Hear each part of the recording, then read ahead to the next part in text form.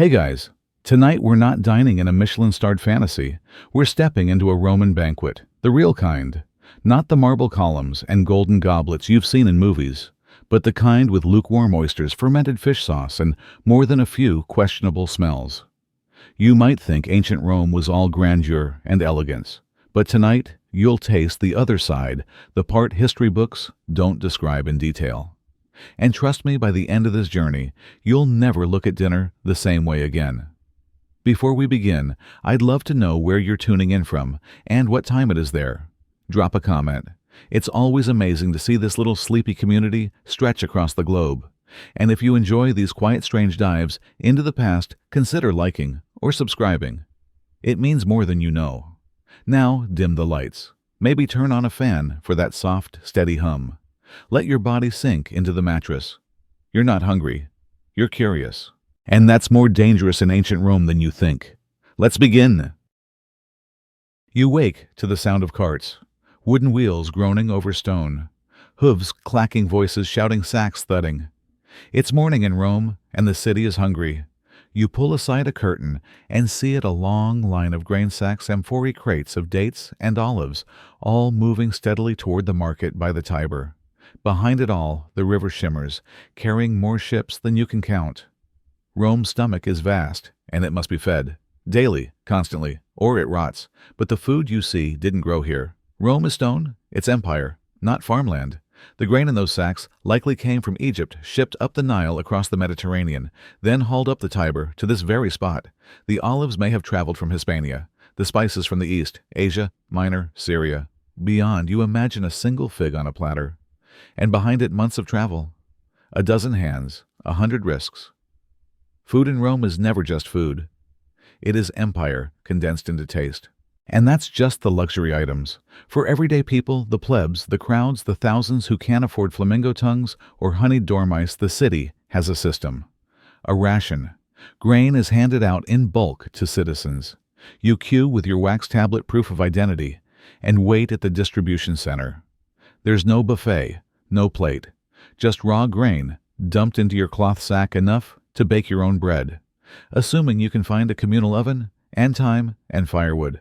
Sometimes you get olive oil, rarely wine, meat only if you're lucky, or thieving. You live from shipment to shipment, and when a storm delays the boats from Alexandria, the whole city knows. Prices rise, fights break out, bakers water down dough, and sometimes the bread is stretched with sawdust.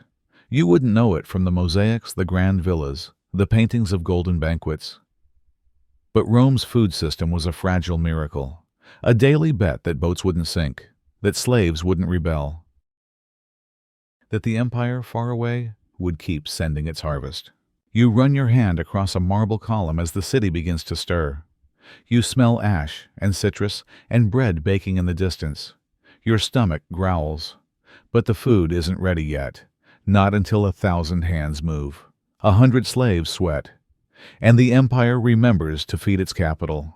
And yet, even in this great machine of supply and demand, your dinner could still kill you. By noon, the city smells, conflicted. From the upper floors of domus homes, you catch the scent of sizzling goose fat, rosemary, crushed in olive oil, and grilled fish laid gently over citrus peels. Somewhere nearby, a servant pours garum over stuffed songbirds, tiny things roasted whole bones and all. It's delicate, it's excessive. But turn the corner and the air changes. Down by the Subura, the plebs eat differently. You smell lentils boiled until soft, sour bread toasted over a communal fire and onions cracked open by hand. Someone stirs a pot with cabbage and chickpeas, while a child chews a fig with dirt still clinging to its skin. In Rome, food doesn't just feed, it declares. If you're a patrician, food is an art form and a weapon. You eat to impress, to intimidate, to define yourself against the masses. The rarer, the better. Flamingo tongue, eel livers, sea urchins soaked in vinegar, peacock eggs, dormice rolled in honey, and poppy seeds. Everything must be arranged. Color texture drama. Sometimes you don't even like the taste. That's not the point. You serve jelly made from boiled fish bones and color it with flowers, because you can. Your guests won't say it's disgusting. They'll say it's refined. If you're a plebeian, food is survival. You eat bread, lots of it. Hard crust coarse crumbs, sometimes mixed with chalk or sand if the baker is cheap. You boil beans, mash garlic, and scrape together whatever greens are still good at market close. You might steal a plum. You might trade your shoes for goat cheese. You eat sitting on a crate, or the curb, or not at all. And you know better than to ask what the rich are eating. You can smell it from the windows, but you've never tasted it. The divide is more than wealth. It's worldview. The rich dine reclining fingers wiped on citrus-scented cloths.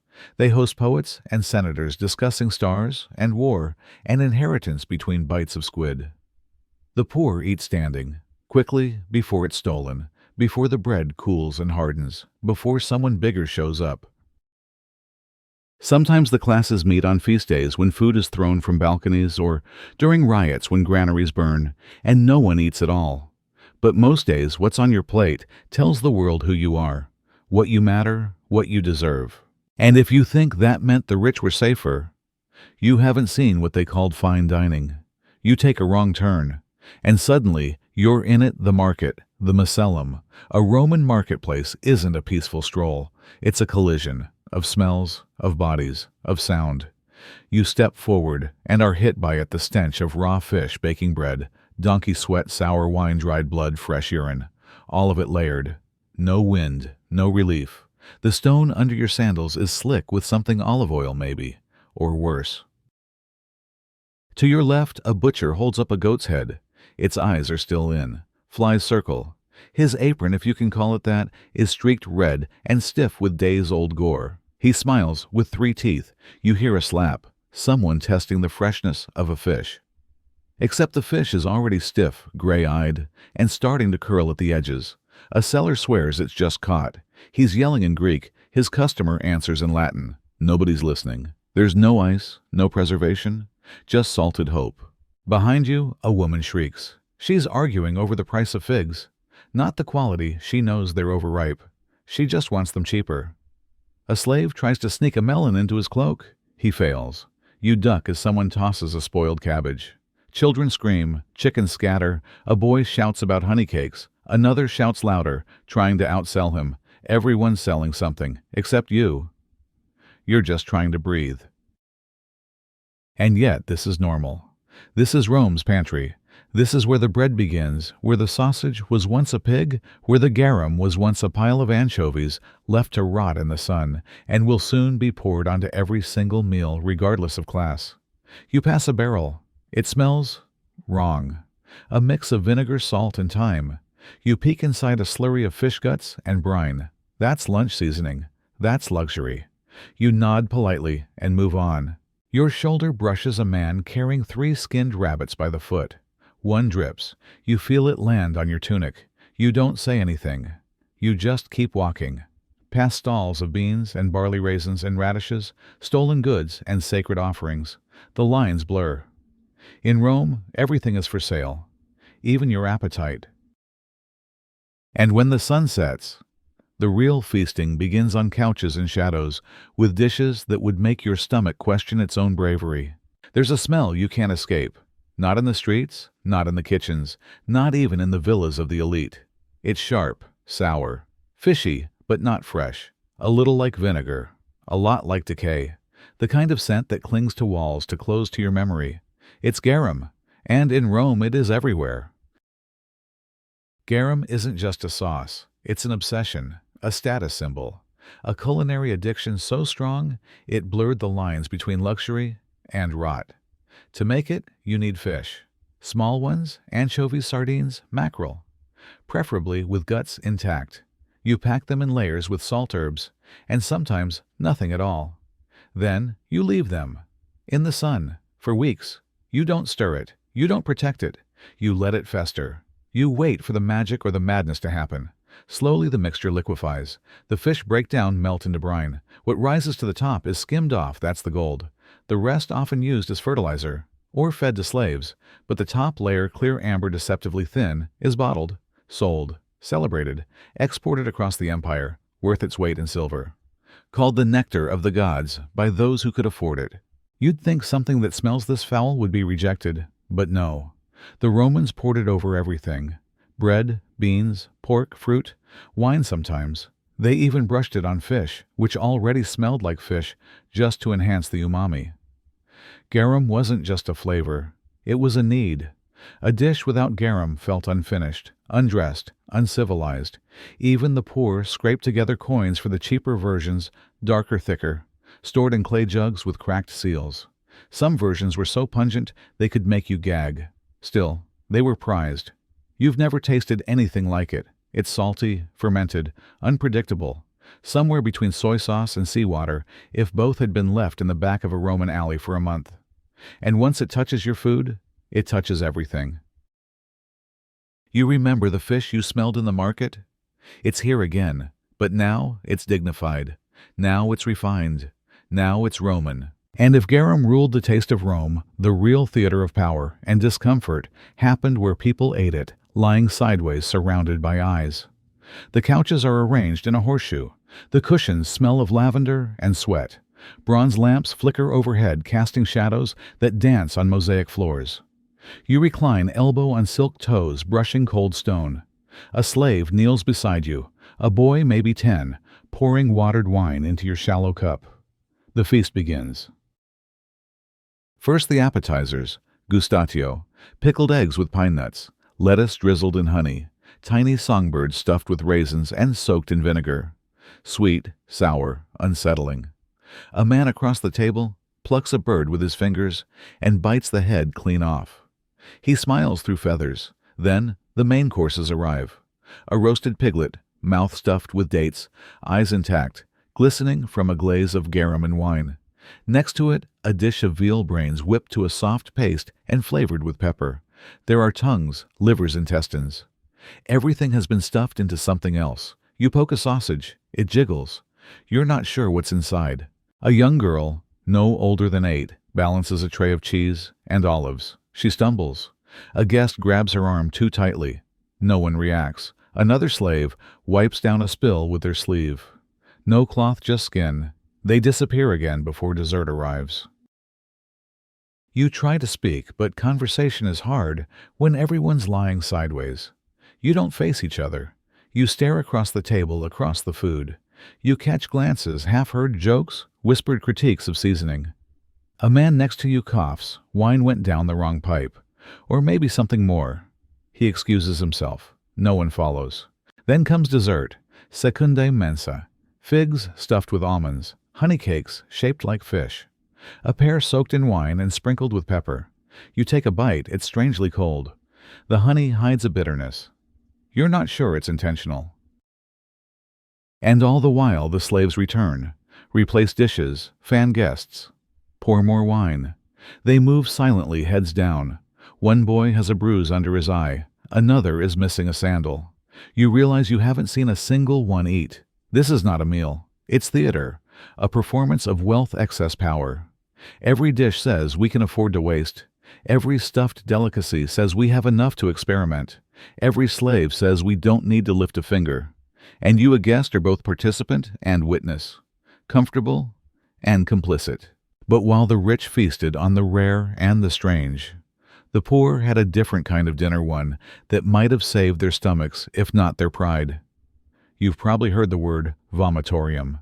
It sounds obvious, doesn't it? A room for vomiting.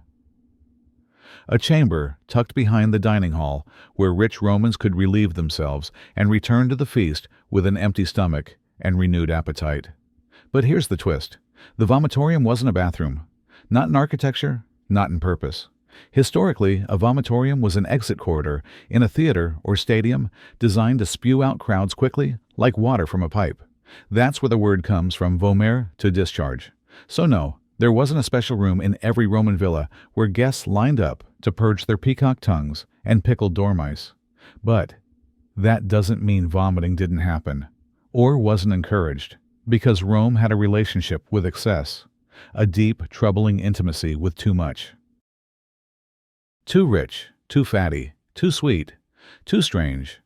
And when the body protested well, that was just part of the cycle. Some elites reportedly kept feathers by their side to tickle their throats and force themselves to purge discreetly. Not to lose weight, not out of shame, but to make room for more. You picture it now. A guest quietly excuses himself, steps behind a curtain, gags, wipes his mouth with lemon water, returns smiling for the next course of stuffed nightingale hearts. No one judges. It's understood. Eating in this world isn't about hunger. It's about performance, about pushing limits. The act of vomiting wasn't ritualized in architecture, but it existed in behavior and in expectations. What's strange is not the vomiting itself. It's the need for it. Because at some point, indulgence becomes identity.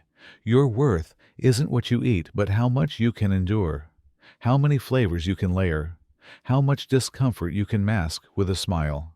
The vomitorium myth persists because it feels true, not factually, but emotionally, because we recognize the kind of world where that room would exist, because maybe we've built some of our own.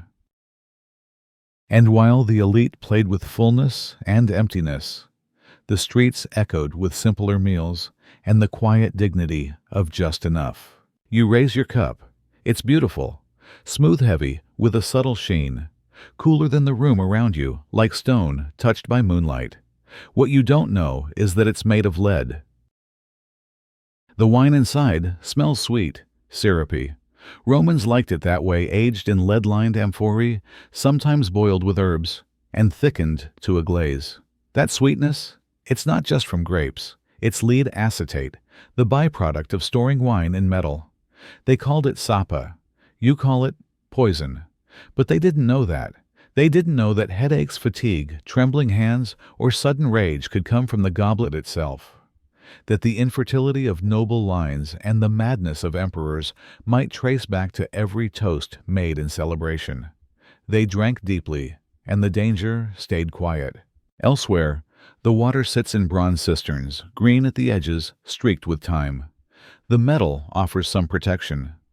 Antimicrobial, but not enough. To mask the taste of rot, they add herbs, thyme, mint, rosemary. Sometimes even myrrh or rose petals, not for safety, for scent. As if pleasant perfume could disguise a bellyache waiting to happen. And it usually did. They didn't understand microbes, or cross-contamination, or the invisible world in raw meat, dirty hands, warm rooms. They judged safety by smell. And if that failed, they blamed the gods. Your fingers brush a dish of oysters. They were shucked this morning or yesterday. Or maybe the day before. There's no way to know. No icebox, no expiration date. Just trust. If you get sick, well, the gods must be angry. You must have eaten at the wrong hour, or offended Mercury, or slept facing the wrong constellation. In kitchens, the same knife cuts meat, fish, and fruit unwashed. Bread is kneaded on wood that also hosted raw goat. Honey is drizzled over cheese crawling with mites. No one flinches, and the servants, tired, rushed, often unwell, work through it. Hands bandaged, coughing into pots, barefoot on ash-streaked floors. Rome had civilization, laws, roads, baths, aqueducts, but food safety that was still centuries away. You take another bite, it's delicious, and maybe, just maybe, dangerous. Yet even in this risky world of feasts and microbes, some Romans lived surprisingly long lives.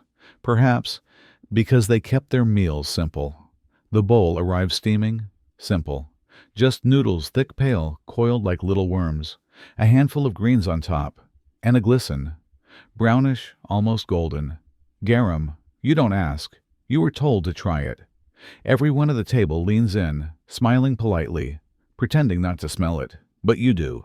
The scent wafts before the taste ever reaches you. Warm, salty, sharp, a little sour, like something caught in a net too long, then kissed by vinegar. It doesn't hit you all at once, it creeps. Up your nose, behind your eyes, into the back of your throat. The room smells damp now. Someone says delicious. Another nods. You want to believe them. You lift your spoon. The broth clings. The noodles shine. Somewhere, a sprig of mint floats sadly. You take a breath. You swallow it down. And then it hits. The heat. Not from spice, but from decay. A fermented warmth that clings to your tongue, your teeth, your memory. Like licking the inside of a fish barrel on a summer day. Your stomach tenses. You try to smile. The man beside you licks his fingers. You want to disappear.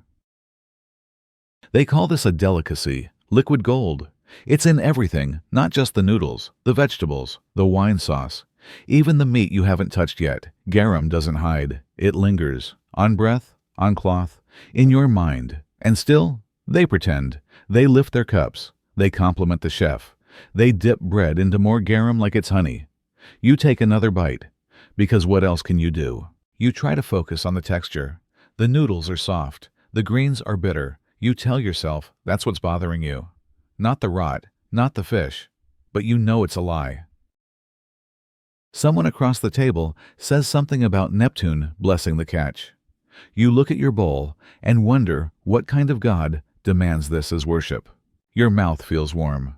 Not comfort warm, fever warm. You drink water, but the taste clings to the roof of your mouth like a film. You shift in your seat. The host asks if you're enjoying it. You nod, because that's what everyone does. And this bowl of fermented salt water was only the appetizer. The real meal hasn't even started. Your host raises his goblet. It's beautiful carved silver with fine etchings of grapes and vines. A serpent curls around the stem. Heavy in the hand, cool to the touch. You raise yours too. The wine inside is darker than you expected. Almost syrupy. Sweet, cloyingly so, like boiled raisins soaked in warm metal. You sip, and beneath the sweetness, something strange, something heavy, a taste like rust, if rust were perfume. You've just drunk lead, not by accident, by design. The Romans called it sapa, wine reduced and boiled in lead pots. The acid from the grapes reacted with the metal, creating lead acetate, sweet, smooth, intoxicating in more ways than one. To the Roman palate, this wasn't contamination. It was refinement. To them, wine wasn't just fermented grape juice. It was art, alchemy, a demonstration of wealth, taste power. The richer you were, the sweeter your wine. The thicker, the more dangerous. The poor drank it thin sour from clay cups, but the elite, they sipped from silver, from goblets lined with toxins. They served it warm, mulled with cinnamon, and clove poured from bronze or lead vessels that shimmered in candlelight. Even the water used to mix it stored in lead-lined aqueducts carried through pipes laced with poison added to the problem. No one noticed. Or if they did, they didn't care, because the effects were slow. A fog in the mind, a trembling in the hands, headaches, rashes, hair loss, infertility, madness. Some historians wonder if the fall of emperors, their erratic decisions, their paranoia, their decay, might have begun in their wine cellars. And the irony, the finest vintage caused the deepest damage. The best wine was the worst wine. You shift your cup. Look at the red stain on the rim. Feel the warmth crawling up your throat. Was it the alcohol? Or something else? You glance around. No one else seems worried. The senator to your left downs his goblet and calls for more. He's already forgetting your name. And the higher the class, the deeper the dose. Because in Rome, luxury wasn't just indulgent, it was poisonous. It's sitting there, on a tray of tarnished silver. No ice, no cover, just cheese, soft, collapsing slightly under its own weight. The edges glisten with sweat. The center sags. You're not sure if it's supposed to look like that. The Roman host gestures proudly. Imported from the hills, he says. Made from sheep's milk. Aged underground. You nod, but your nose twitches. It's pungent, earthy. Like mushrooms left too long in a wooden box. Like socks after battle. Like something that once tried to be food and gave up. Still the platter is passed around. Someone next to you lifts a slice, blue-veined, almost runny. They inhale deeply. This, they whisper, eyes half closed, is what real cheese smells like. You glance down at your own portion. It started to melt. There's no refrigeration in Rome, no cold storage. Cheese is kept in clay jars, wrapped in fig leaves, or hung from ceilings in baskets of straw. It ferments naturally, molds freely, changes flavor with the air. They don't fear the mold. They welcome it. Some cheeses are meant to be green, others black. Some are soft enough to spread with a spoon. Others crumble like ancient walls, all of them alive. A servant approaches holding a jug of milk. It's warm, not room temperature warm, like it just came from the goat. He pours a little into your cup. A film forms on top. Someone squeezes a bit of honey in, swirls it with a bronze pin. You take a sip. It coats your tongue. Thick, slightly sour, a whisper of grass. And something else, a heat that doesn't come from temperature, but from time. The cheeses sweat, the milk sours, but no one flinches. They dip their bread. They lick their fingers. They savor the smell. What would be discarded in your world is celebrated here. Because for the Romans, rot isn't failure. It's flavor. You try the cheese. It's sharp, almost spicy. The texture clings. Your stomach shifts. You wonder if this is how it's supposed to feel. But you say nothing. Because everyone else is smiling. Because you're the guest. Because that's the rule. And just when you think you found the worst thing on the table, you learn there's something still waiting, hidden richer and far more unsettling. It's small, no larger than your palm, curled delicately on a plate lined with fig leaves. Its eyes are shut, its tail coiled gently, as if still sleeping. But it isn't. It's a stuffed dormouse, a Roman delicacy, a status symbol, a test. The skin has been crisped to a golden brown. The body is plump, not naturally, but because it's been filled, with crushed barley, pine nuts, pepper honey, and herbs. Roasted, slowly basted in wine served whole, head-tail claws intact. You hesitate. The host sees. Their eyebrow arches just slightly. Around the table, others are already biting in, chewing gently, nodding in approval, complimenting the balance of sweet and savory, the richness of the fat, the crunch of the filling. To decline would be a social insult. To pause too long, a message. So you lift it.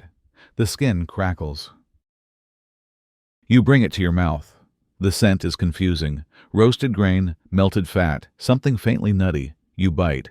The bones are thin. You feel them snap beneath your teeth. The meat is oily, dense, gamier than chicken. The filling spills out warm, soft. A blend of spices and seeds. Your tongue finds something hard. You swallow quickly before you can think. You nod, you smile, you say, very interesting, because that's what you're supposed to say. In Roman banquets, the dormouse wasn't just food. It was a marker of wealth, of education, of who belonged and who didn't. If you refused, you lacked refinement. If you grimaced, you were barbaric. To eat it then is not just to feed yourself, it's to prove yourself. You place the rest down. One bite is enough, but the flavor clings, behind your molars, under your tongue, a taste you can't quite name, part grain, part grease, part mouse. And yet no one flinches. A senator dips another in garum. A noble woman eats two. You stare at the little tail curling slightly over the leaf and wonder when food stopped being about hunger. Nothing quite says, welcome, like a roasted rodent, stuffed with symbols of prosperity. And yet this is only the beginning. You've lost track of time. The sun was still up when the meal began. Now oil lamps flicker on every surface, casting soft shadows across wine-stained plates and half-eaten dishes. You shift in your seat. Your stomach presses against your belt. Your ribs feel tight. Your skin warm. Not feverish, not yet. Just full. Overfull. The table before you is a battlefield. Skewers of lamb glistening with fat, bowls of shellfish in peppered broth, quail glazed in honey, cheese baked inside loaves, pastries stuffed with dates and nuts, fish soaked in vinegar and garum, sweet wine, salty olives, sour plums, then more meat, then more wine, then something, red and still steaming. You breathe shallowly. The air smells of roasted garlic, boiled vinegar, sweat, perfume and decay. It's all mixed now, food and people and heat. You glance around. No one else has slowed. The senator beside you is chewing methodically a new course on his plate before the last has even been cleared. Across the table, a young man is laughing while swallowing an oyster still slick in his hand. A slave refills your goblet. You shake your head. He refills it anyway. You feel your vision soften, like your head is fogged with sweetened steam. You blink slowly. Your mouth still tastes of the last course, though you're already halfway through the next. But you can't stop, because stopping means drawing attention, because the host is watching, because every bite is a performance. To eat less would insult the kitchen. To step away would insult the table. To vomit would just mean you're weak. So you take another bite, and now your body aches. At the edge of the room stands a man in dark robes, not a priest, but a physician.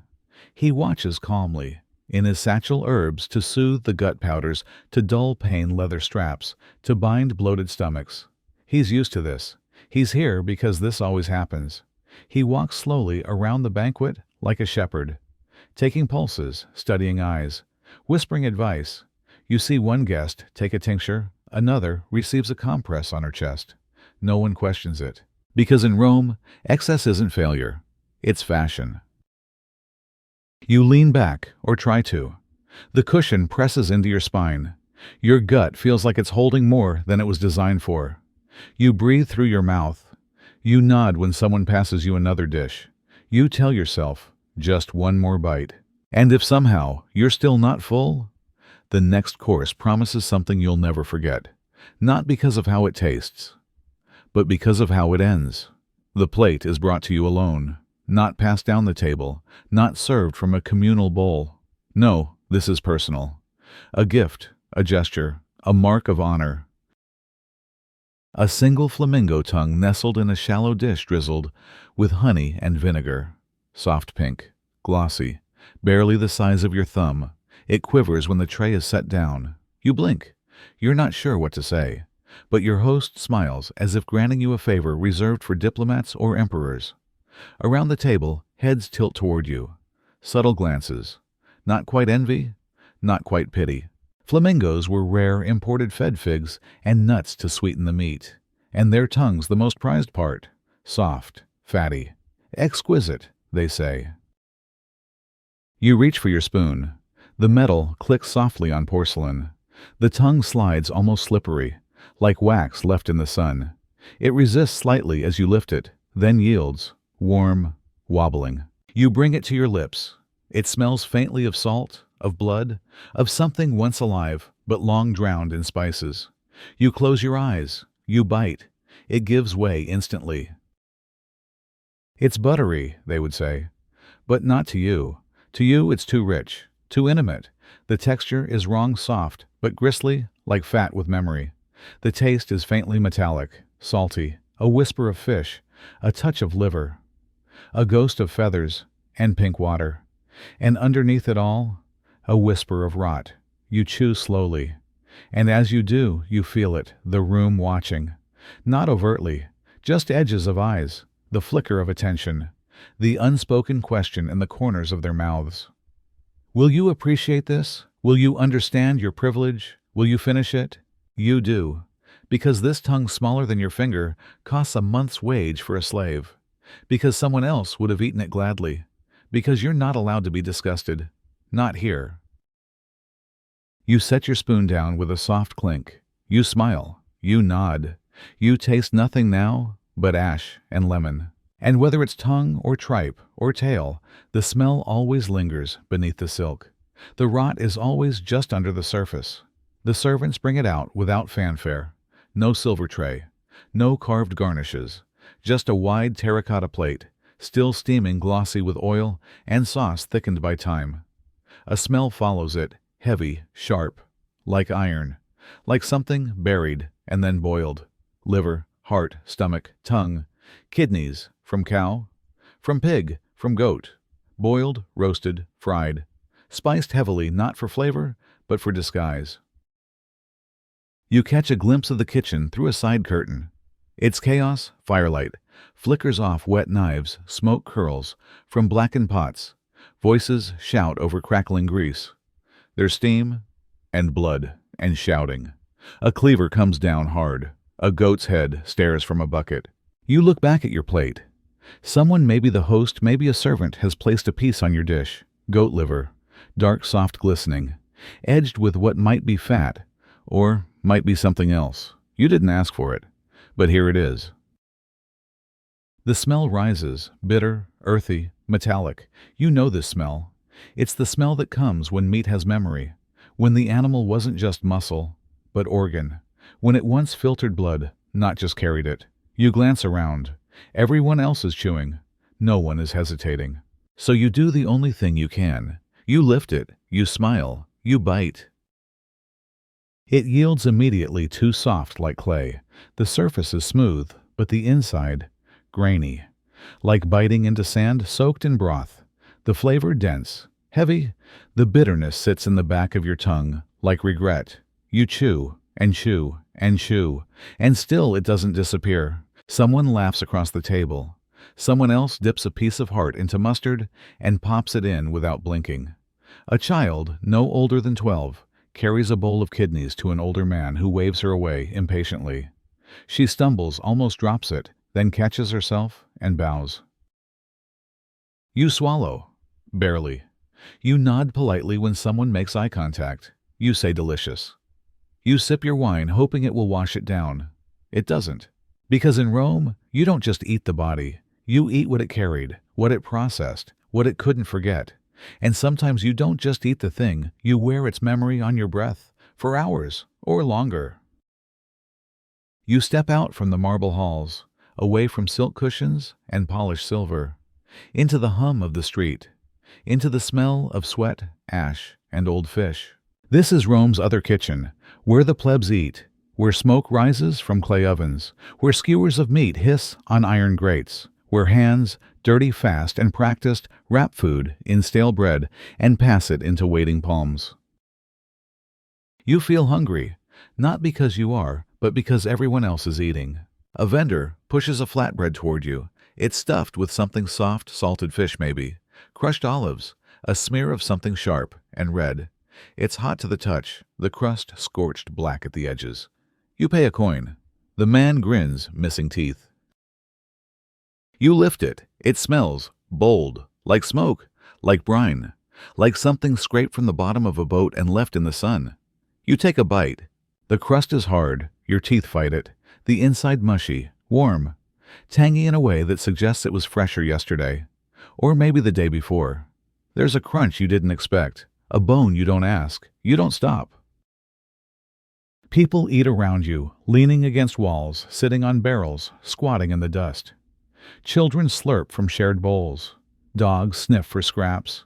The air is thick with noise, hawkers shouting prices, arguments over coins, the slap of sandals on stone. You try another bite. It's worse. But you smile anyway. Because everyone else is chewing. Because no one's grimacing. Because this is normal. And because no one likes a tourist who turns up their nose. A cup is pressed into your hand, sour wine watered down. You sip. It's warm. The cup is chipped. You wonder where the water came from. A nearby fountain, a cistern. The Tiber, you sip again. Your stomach tightens, not from fullness, from doubt. You glance back toward the wealthy homes, the gilded excess. You're not sure which meal felt more dangerous. And this was just a market corner. A snack between meals. Rome had darker dishes still, ones best served out of sight and never spoken of in polite company. They call it natural, unspoiled, pure. You call it questionable. A tray is set before you. No steam, no scent of fire or oil, just a plate of raw things soft glistening and very much alive in memory, if not in motion. There are oysters, shucked and served in their own brine, still twitching at the edges. A small mound of raw liver, sliced thin like sashimi, glistening with oil and a dusting of herbs. And next to it, a raw egg yolk, swimming in honey, wobbling gently. You freeze. Someone beside you leans in, eyes bright. This, they whisper, is where you taste the soul. You lift the oyster first. Cool, slippery. It slides down your throat before you can taste it, but not before your tongue registers salt slime and something metallic. Then, the liver. You chew slowly. It breaks apart like jelly, warm from the plate but not from heat. It tastes of blood of earth, of something that should never have left the inside of anything. The yolk is worse. You tip the spoon, it wobbles, then slips. Honey and egg coat your mouth in a thick, cloying film, too sweet, too rich, too alive. You try to smile. Your host is watching. Around the room, others moan in pleasure. They speak of energy retained, the primal essence, how the gods must have eaten. One man claims he feels stronger already. You feel wet inside, uncertain, Lightheaded, your stomach tenses. You nod politely. You reach for wine. The sweat gathers at your temples. Your shirt sticks to your back. You've eaten fire and rot and bone, but this is too close to the beginning, like biting into something that never asked to be part of your world. And yet you finish, because they say it's a delicacy, because you don't want to seem uncultured, because appearances in Rome matter more than your own mouth. You wipe your lips. The yolk still clings. You laugh when someone jokes. The more it wriggles, the better it is. But inside, you're counting your breaths. 1, 2, 3. And if you've managed to swallow all that, don't worry. There's still dessert. Because even in Rome, no meal ends without a final test. You made it through the meats, the stews, the tongues, the wine. You survived the organs. You swallowed the raw. And now, dessert. You almost relax. But this is Rome. Sweetness is not an escape. It's another performance. The table fills again. Small baked pastries sprinkled with pepper and crushed almonds. Dates slit open and stuffed with pine nuts and sharp herbs. A custard of eggs, honey, and vinegar glistening under a thin skin. Bowls of candied fruit soaked in something that smells suspiciously like garum. You blink. Surely not. You take a bite. The pastry crumbles, dry but fragrant. Then comes the heat, not warmth, but spice. Pepper sharp and unexpected. You cough softly into your napkin. Someone laughs. Wakes you up, doesn't it? You nod, smiling thinly. You try the date next. The skin sticks to your teeth. The inside sweet, yes, but also oily, almost rancid. The pine nut crunches, and for a moment you wonder if it's gone bad. Or if your tongue is just tired of translating flavors that don't want to be friends. A spoonful of custard, thick, sticky. The honey hits first, then something sour, something off, not rotten, but on the edge, like it might tip over if the room gets any warmer. You swallow hard. You smile again. Your host gestures proudly. Made fresh this morning, he says. The honey is from my private garden. The vinegar is aged in amphorae. You thank him. You do not ask how long the fruit has been soaking. Another guest pops a purple plum into their mouth. Their eyes water. They clap. Ah, the aftertaste, they say. You wonder what they mean. You're too afraid to find out. Your stomach hums now. Not in satisfaction. In warning. Like a ship creaking before it splits. But you keep going. Because dessert is polite. Because refusing dessert would mean you're not enjoying yourself. And in Rome, appearances are everything. So you nod. You dab your lips. You say delicious, even as your insides tighten, even as the sweetness turns to something strange at the back of your throat. And somehow, it's still not over. The plates may be clearing, but in Rome, a feast ends only when the host decides it should. And for you, that moment hasn't come yet. There are no forks. Not here. Not in Rome. You look around and realize no one is reaching for a utensil. Not even a spoon. They're tearing bread with bare fingers, scooping meat from platters, pinching olives between greasy thumbs. Everything is eaten by hand. You glance at your own. They're already sticky, oily, a mixture of honey garum and something you can't name. Bits of crust cling beneath your fingernails. Your skin glistens under the torchlight. You reach for another bite and try not to grimace at the wet squelch. Napkins. There are none. No linen, no cloth. Some wipe their hands on the edge of their tunic, others on the hair of nearby slaves. One man casually drags his fingers across a boy's sleeve, who doesn't even blink. You hesitate, then follow suit. You wipe your hand on your own lap. It smears. The stain darkens. You reach for a fig. It bursts. Sticky pulp runs down your wrist. You lick it instinctively, but the sweetness mixes with something metallic from an earlier bite. You glance around. No one notices. No one minds. There is no shame in mess here, only in flinching from it. You pick at a roast chicken. You separate flesh from bone with your hands, wrestling sinew, dripping juices. You tear. You chew. You press sauce from bread with your palm. Your fingers ache from the effort, and still this is expected. You try to smile, to laugh when a drop of oil lands on your arm, to ignore the sticky line down your forearm. To accept that tonight your hands are not your own. They are tools, and tools don't complain. Your host leans back, licking his fingers with satisfaction. A woman next to him picks something from her teeth. A servant dabs her lips with the corner of his robe. Everyone is full, and filthy, and fine with it.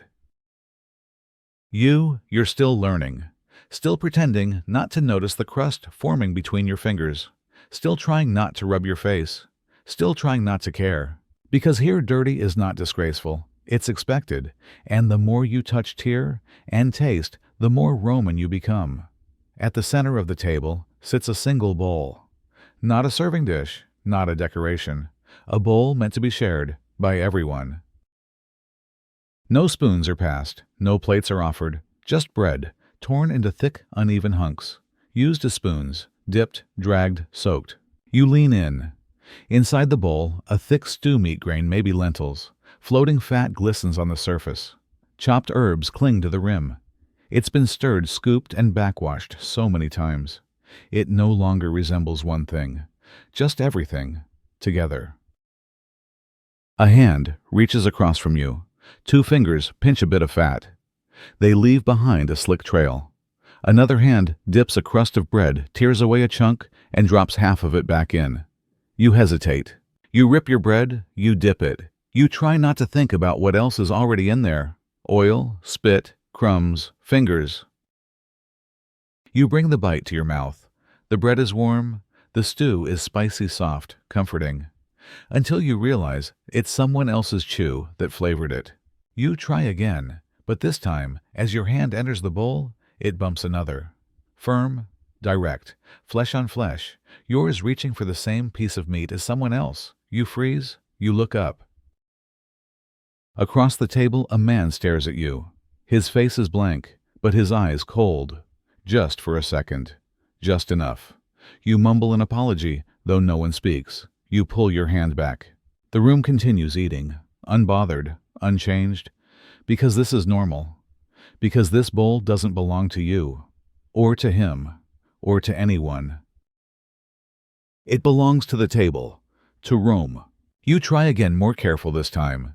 Aim for the edges. Avoid the big chunks. Don't linger too long. You chew. You smile. You lie to yourself. It's not so bad, but it is. Just not enough to say anything.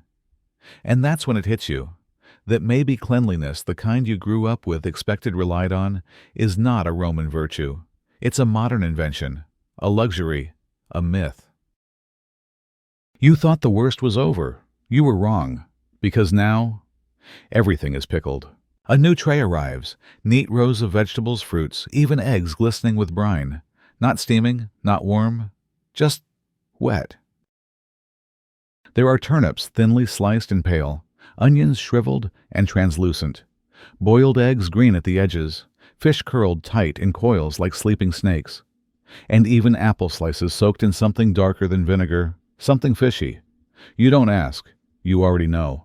You're handed a piece, a sliver of onion soaked in garum vinegar and a sprinkle of salt so coarse it crunches between your teeth. Your mouth floods instantly, not with flavor, but reflex. You chew politely. It burns your tongue. The back of your throat tightens. A strange aftertaste, like smoke, like ash, creeps in slowly. You glance down. There's actual charcoal powder in the pickling brine. You smile. You nod. Someone beside you offers a plate. Try the turnip, they say. It clears the palate. You do. It doesn't. It tastes like a wet coin. But you swallow. Because that's what you're supposed to do. Because this isn't just a side dish. It's part of the experience. A slave steps forward silently. He refills your wine cup. The message is clear. Keep going. You lift your cup. You drink. It doesn't help. The salt lingers. The sour returns. Everything in your mouth feels awake, tingling, like it's trying to escape. You press your tongue to the roof of your mouth, a vain attempt to restore order. But there is no order here, just layers of acid. The man across from you is licking his fingers. He sighs happily. They say pickled food helps digestion, he tells the room. You wonder if it also helps drown regret.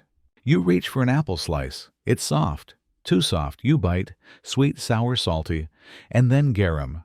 You freeze, you chew, you nod. And if you thought these were just condiments, you were mistaken. In Rome, they're courses, because the flavor isn't meant to comfort you. It's meant to challenge you. You expect food to be cooked, but not like this. Not until it's defeated. Everything on the next tray is boiled. Not sautéed, not roasted, not grilled with care.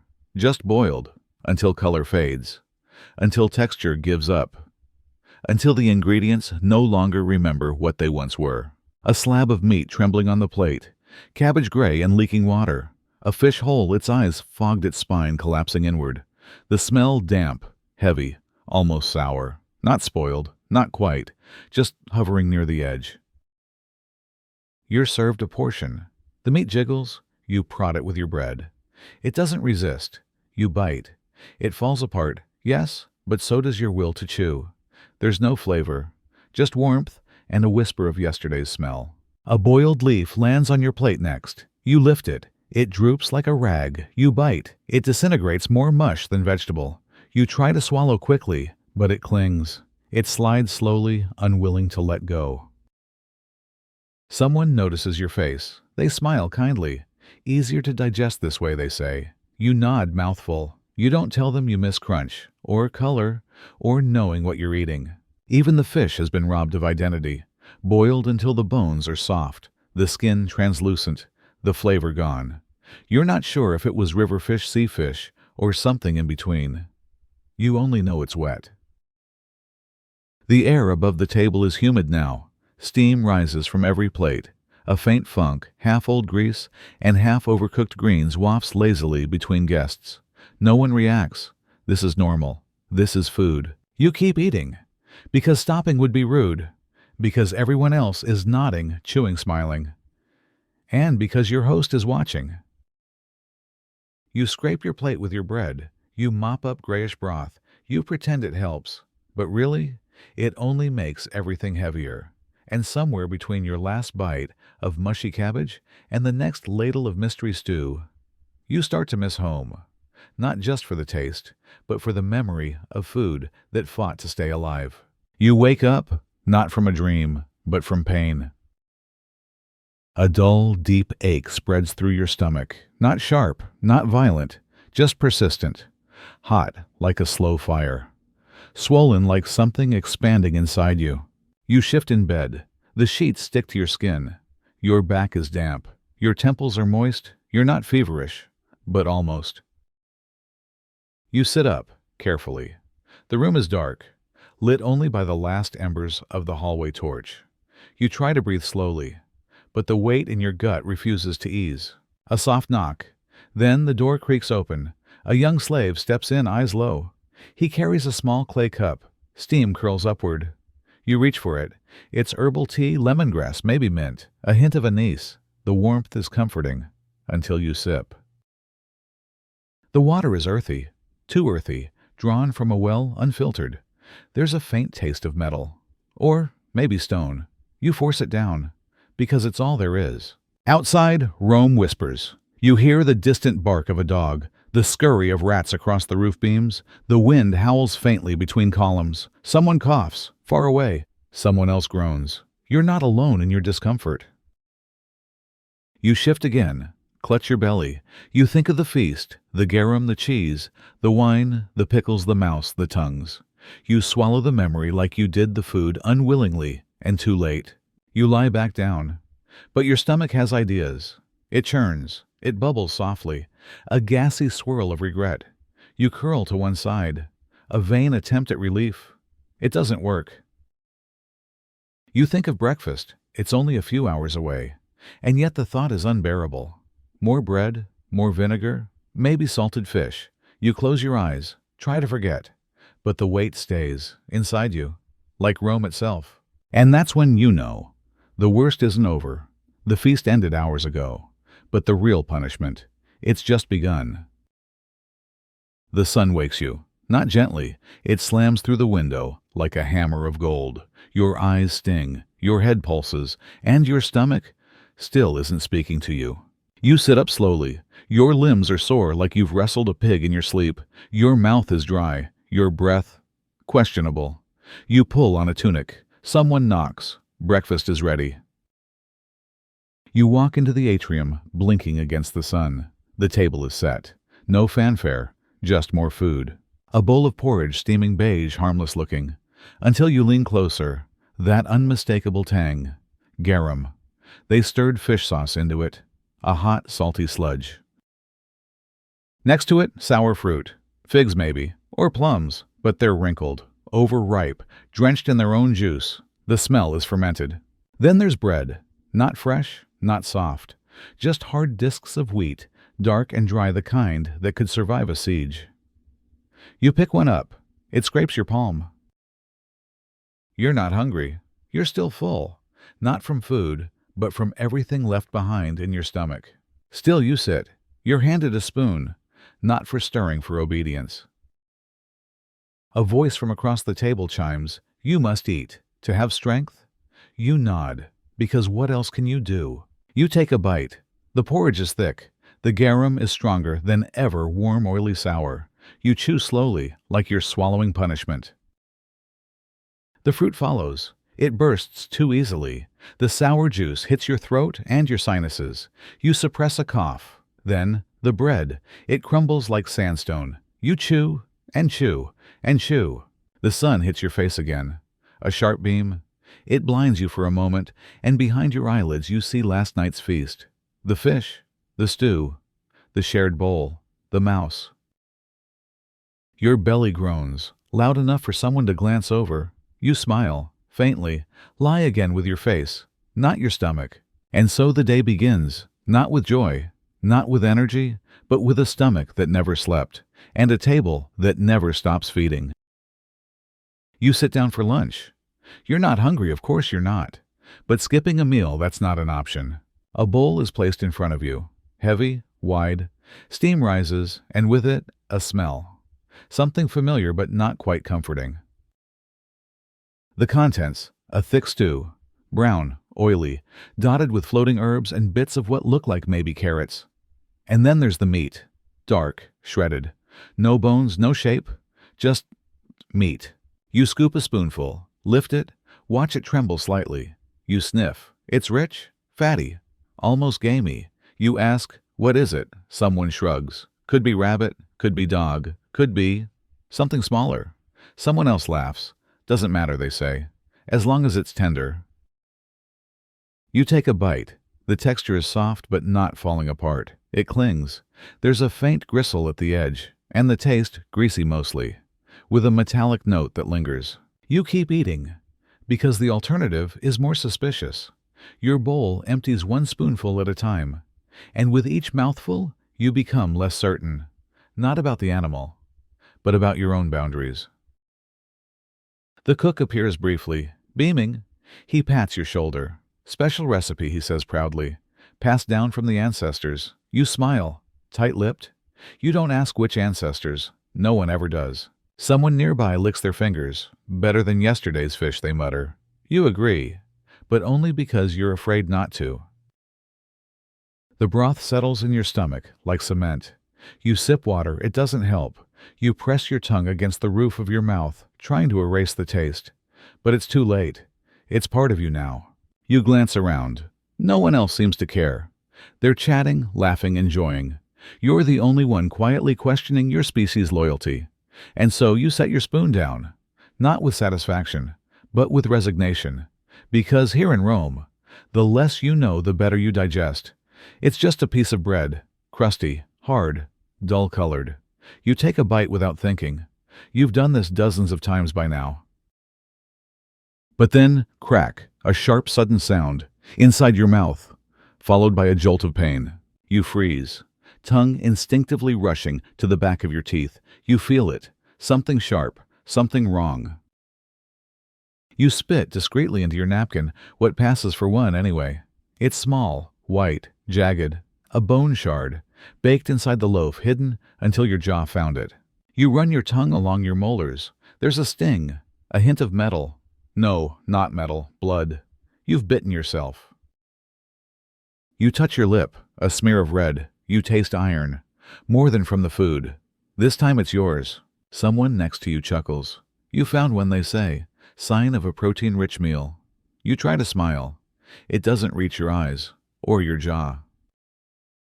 A slave moves quietly behind you. He sees your half-eaten plate. Without a word, he takes it away. Soft steps, soft hands, as if erasing your presence. The others keep eating. Bones don't stop them. Cracks don't slow them. It's all just texture to them. You wonder what else you've eaten this week. How many shards you missed. How many cuts you didn't notice.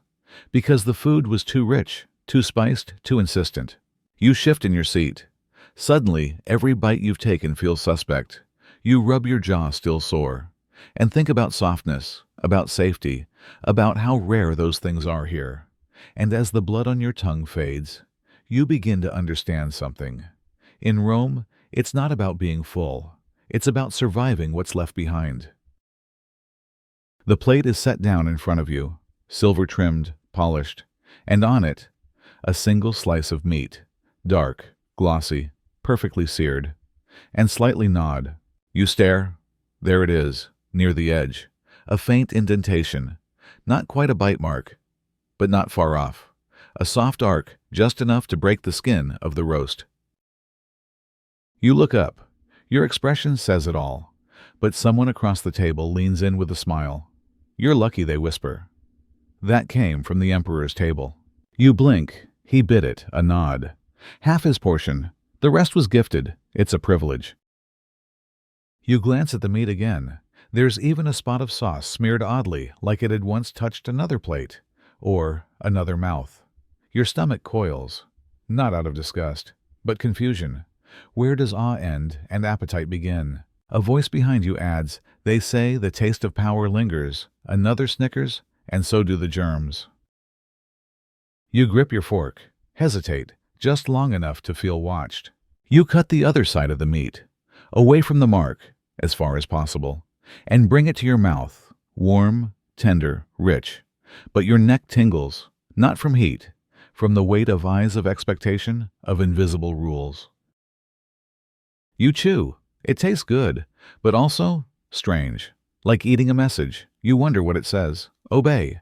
Submit, swallow. You force a second bite, then lower your fork.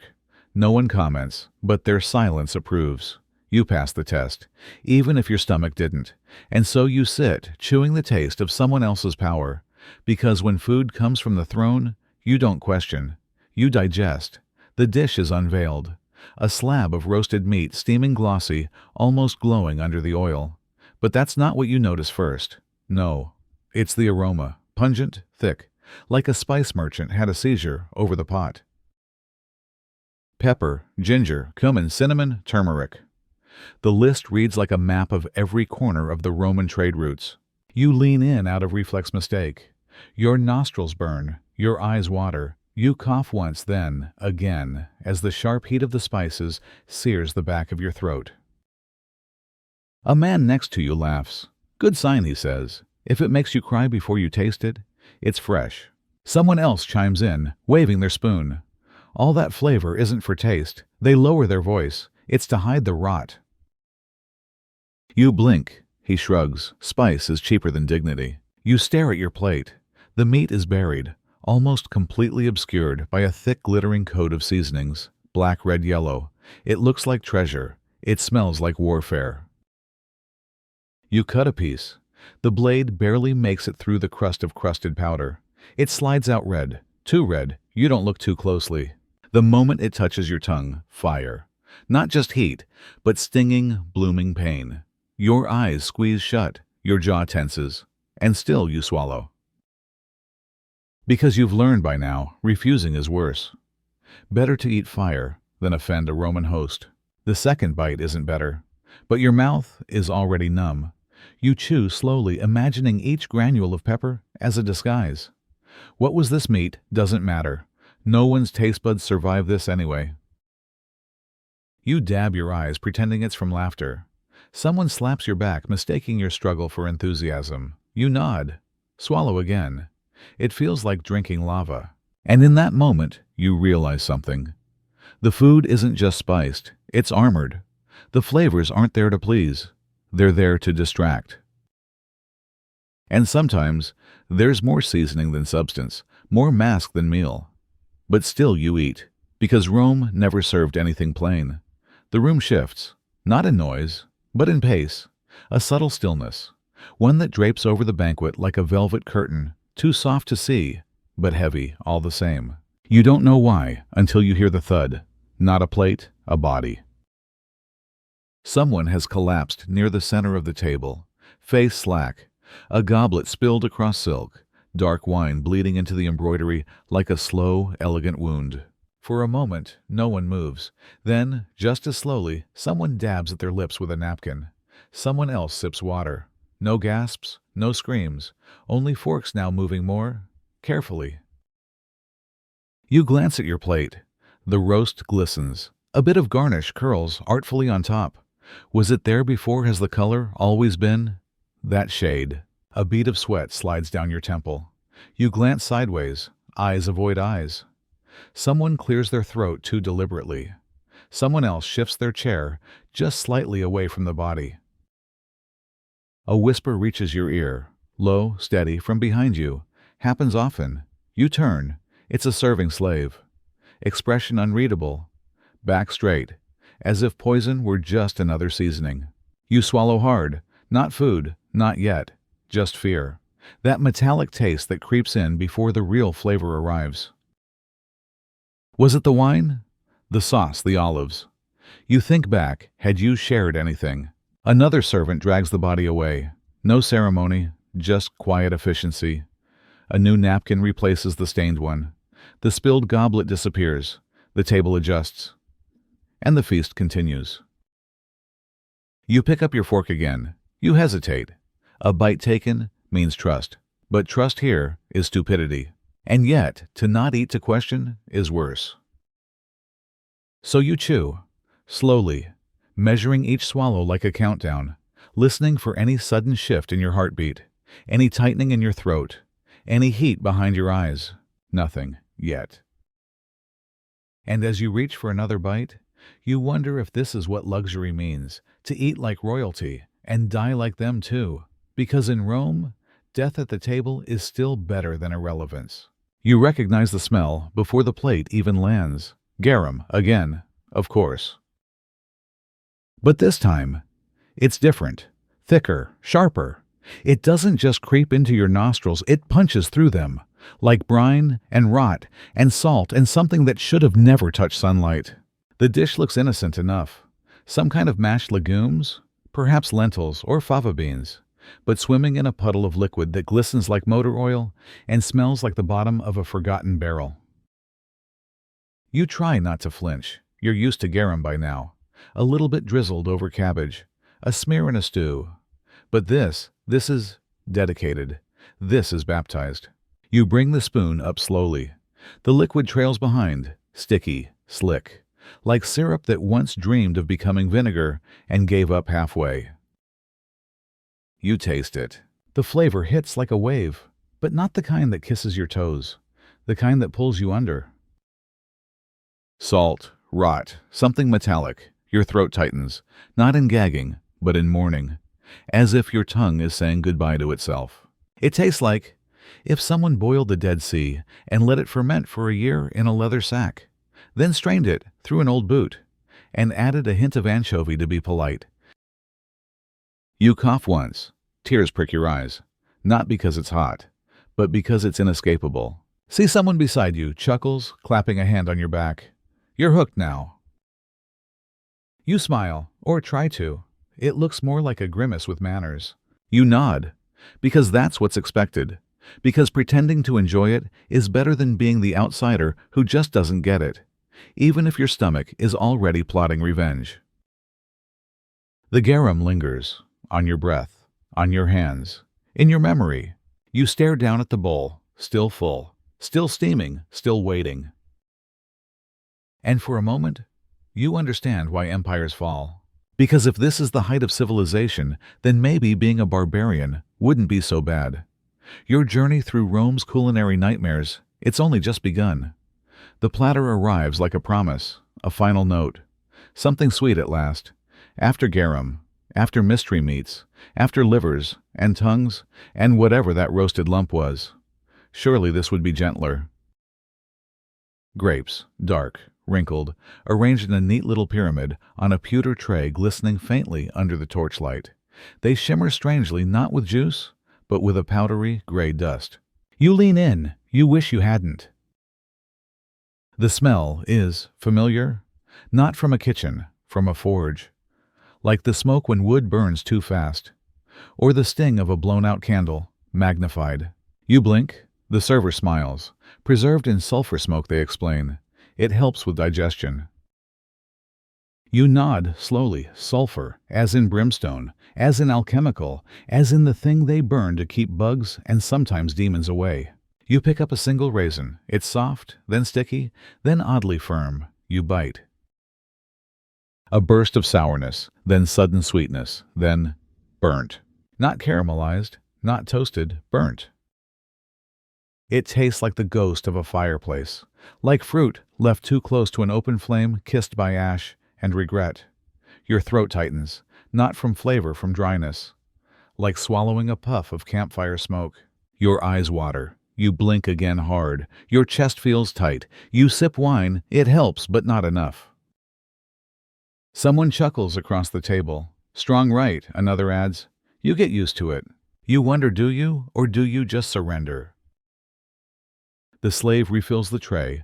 More raisins tumble out soft and gray and glowing faintly in the torchlight. You glance around the table. Everyone is eating them. No one looks concerned. One man even laughs through a mouthful. Your throat scratches again. You cough gently behind your hand. Someone pats your back. Better than garum, eh? You force a smile, but your mouth feels coated in dust. Your breath smells like a burnt rag, and still you reach for another. Because what else can you do? In Rome, even what's good for you can hurt you. And behind every glittering dish, a little bit of rot, a little bit of ash, and a whole lot of delusion. The steam curls up in lazy spirals. You squint through the mist, trying to see what's inside the bowl that's just been set before you. And then you do. A fish, or rather, what's left of one. Its head floats in the center of the oily broth, eyes wide, mouth slightly open, as if still gasping, as if still trying to scream. You don't move. Neither does the fish. The surface of the soup gleams with bubbles of fat, with thin layers of shimmering scum, with herbs that look more decorative than flavorful. The smell hits you next. Not just fishy, but feral, like a harbor at low tide where something's been left out too long, but someone decided to boil it anyway. Beneath that, a hint of smoke, and something, sweet like honey melted onto seawater. It shouldn't work. It doesn't work. Someone leans over and grins. You got the lucky bowl. They reach in with a ladle and scoop. A vertebrae slides out. Here, this part's softer. They drop it into your smaller dish. The flesh clings to the bone, loose, pale, quivering. You lift the spoon with care, trying not to stir the rest. The fish head's eye turns slightly in the heat. Or maybe it's just your imagination. You take a sip. The broth slides down your tongue like a secret. It's warm, then too warm, then sharp. A flavor that lingers where it shouldn't. Salty, gritty, a little bit like seaweed, a little bit like regret. The bone hits your teeth with a soft click. You chew, gingerly, as if the fish might wake up. You look back into the bowl. The eye looks back, and suddenly you're sure this fish had a name. The room is still loud. The fire still crackles. The conversation flows like wine. But your world has narrowed to that single bowl, that single stare, that single sinking thought, what am I doing here? Someone nudges you, all good. You nod, not sure whether you're lying, because this is Rome, and here, sometimes the meal watches you. Not every feast is a celebration. Not every dish is what it seems. And not every civilization knows when to stop cooking and start caring. The room is dim, not romantic dim, not cozy dim, just not quite bright enough to see what you're eating. One oil lamp flickers in the corner. Its flame dances, casting shadows that stretch and bend across the walls. The host calls this ambiance. You call it a mistake. The platter arrives warm and damp. You peer down, only to see shadows, blobs, glistening shapes, maybe meat, maybe not. You reach out. Fingers brush something slick, then spongy, then faintly cold. You pause. You hope it's cheese. You really hope it's not brain. The first bite is soft, too soft, like biting into a steamed cloth soaked in broth. You chew. The texture turns liquid, then gritty. You swallow quickly. Someone laughs from across the table. You got the appetizer, didn't you? You nod, smile, mute. They can't see your eyes anyway. Next bite, something tougher. You struggle to cut it. Eventually, just use your fingers. The edge is hard, like a shell. You suck in your breath. It's crunchy and gritty. You freeze. Did it just move? No, of course not. But it could have, and that's enough. Someone claps their hands. The surprise course? No peeking, too late. You already weren't. You feel around your plate like a blind archaeologist, sifting for meaning, hoping for answers, finding none. Your neighbor nudges you. Try this, they whisper, passing something rubbery into your hand. You don't want to, but you do. It's warm, coated in oil, and smells faintly of cinnamon and blood. You raise it to your mouth, because the to not eat is ruder than eating in fear. Your teeth sink in. It squeaks. Yes, it actually squeaks. You nod again. Chew, swallow. Your mouth goes numb, not from poison, but from uncertainty. Laughter echoes. The lamp flickers again. Your plate is still half full. Your courage is not. You smile softly. Pretend this is fine. Pretend your tongue isn't trembling. Because here in Rome, when you can't see what you're eating, you start imagining worse things than reality. Sometimes it wasn't the food that was disgusting, but the rituals around it, the silence, the smiles, the way everyone pretended. They place a shallow clay dish in front of you. There's no spoon, no garnish, just a pale, lumpy mass glistening under the Roman sun. It looks like yogurt if yogurt had given up hope and sat in the open for 3 days straight. The smell is almost rancid. A tangy rot clings to the air with notes of wet hay, sour milk, and something faintly ammonic like laundry forgotten in the rain. You pause. The man sitting beside you leans in, inhaling deeply with a smile. His tunic is worn, his hands calloused. A farmer. This, he says with reverence, is sacred food. The peasants swear by it. Kept us alive through famines. You glance around. Everyone is watching. Quietly, but with expectation. You remember the warning: those who refuse are seen as disrespecting tradition, as insulting the land, the cows, the labor. And in Rome, that's worse than just being rude. You take a breath, then another. You break off a corner of the hard flatbread left for you precisely for this purpose, and scoop a trembling portion. It jiggles. It smells stronger, up close. And then into your mouth. A spark shoots through your tongue. Not pain, not pleasure, just shock. The flavor explodes like spoiled lemonade wrapped in old cheese. Sharp, fermented, wild. It stings your throat, then clings to your teeth. There's a creamy undertone buried deep beneath the sour chaos, like a whisper of something that used to be milk. But mostly, it's sour, wildly, proudly sour. You fight the urge to cough. The host beams at you. That, he says, is the real taste of Rome. It comes from the soil, from the beast, from time. You nod weakly, forcing a smile. Around you, others dig in with gusto, some with fingers, some with bread, one with what looks like a reused stick. The smell has settled now. You're not sure if you've grown used to it, or if your body has shut off that particular sense. And just then, it dawns on you, this isn't the worst thing you've tasted today. Not by far. But it may be the most honest.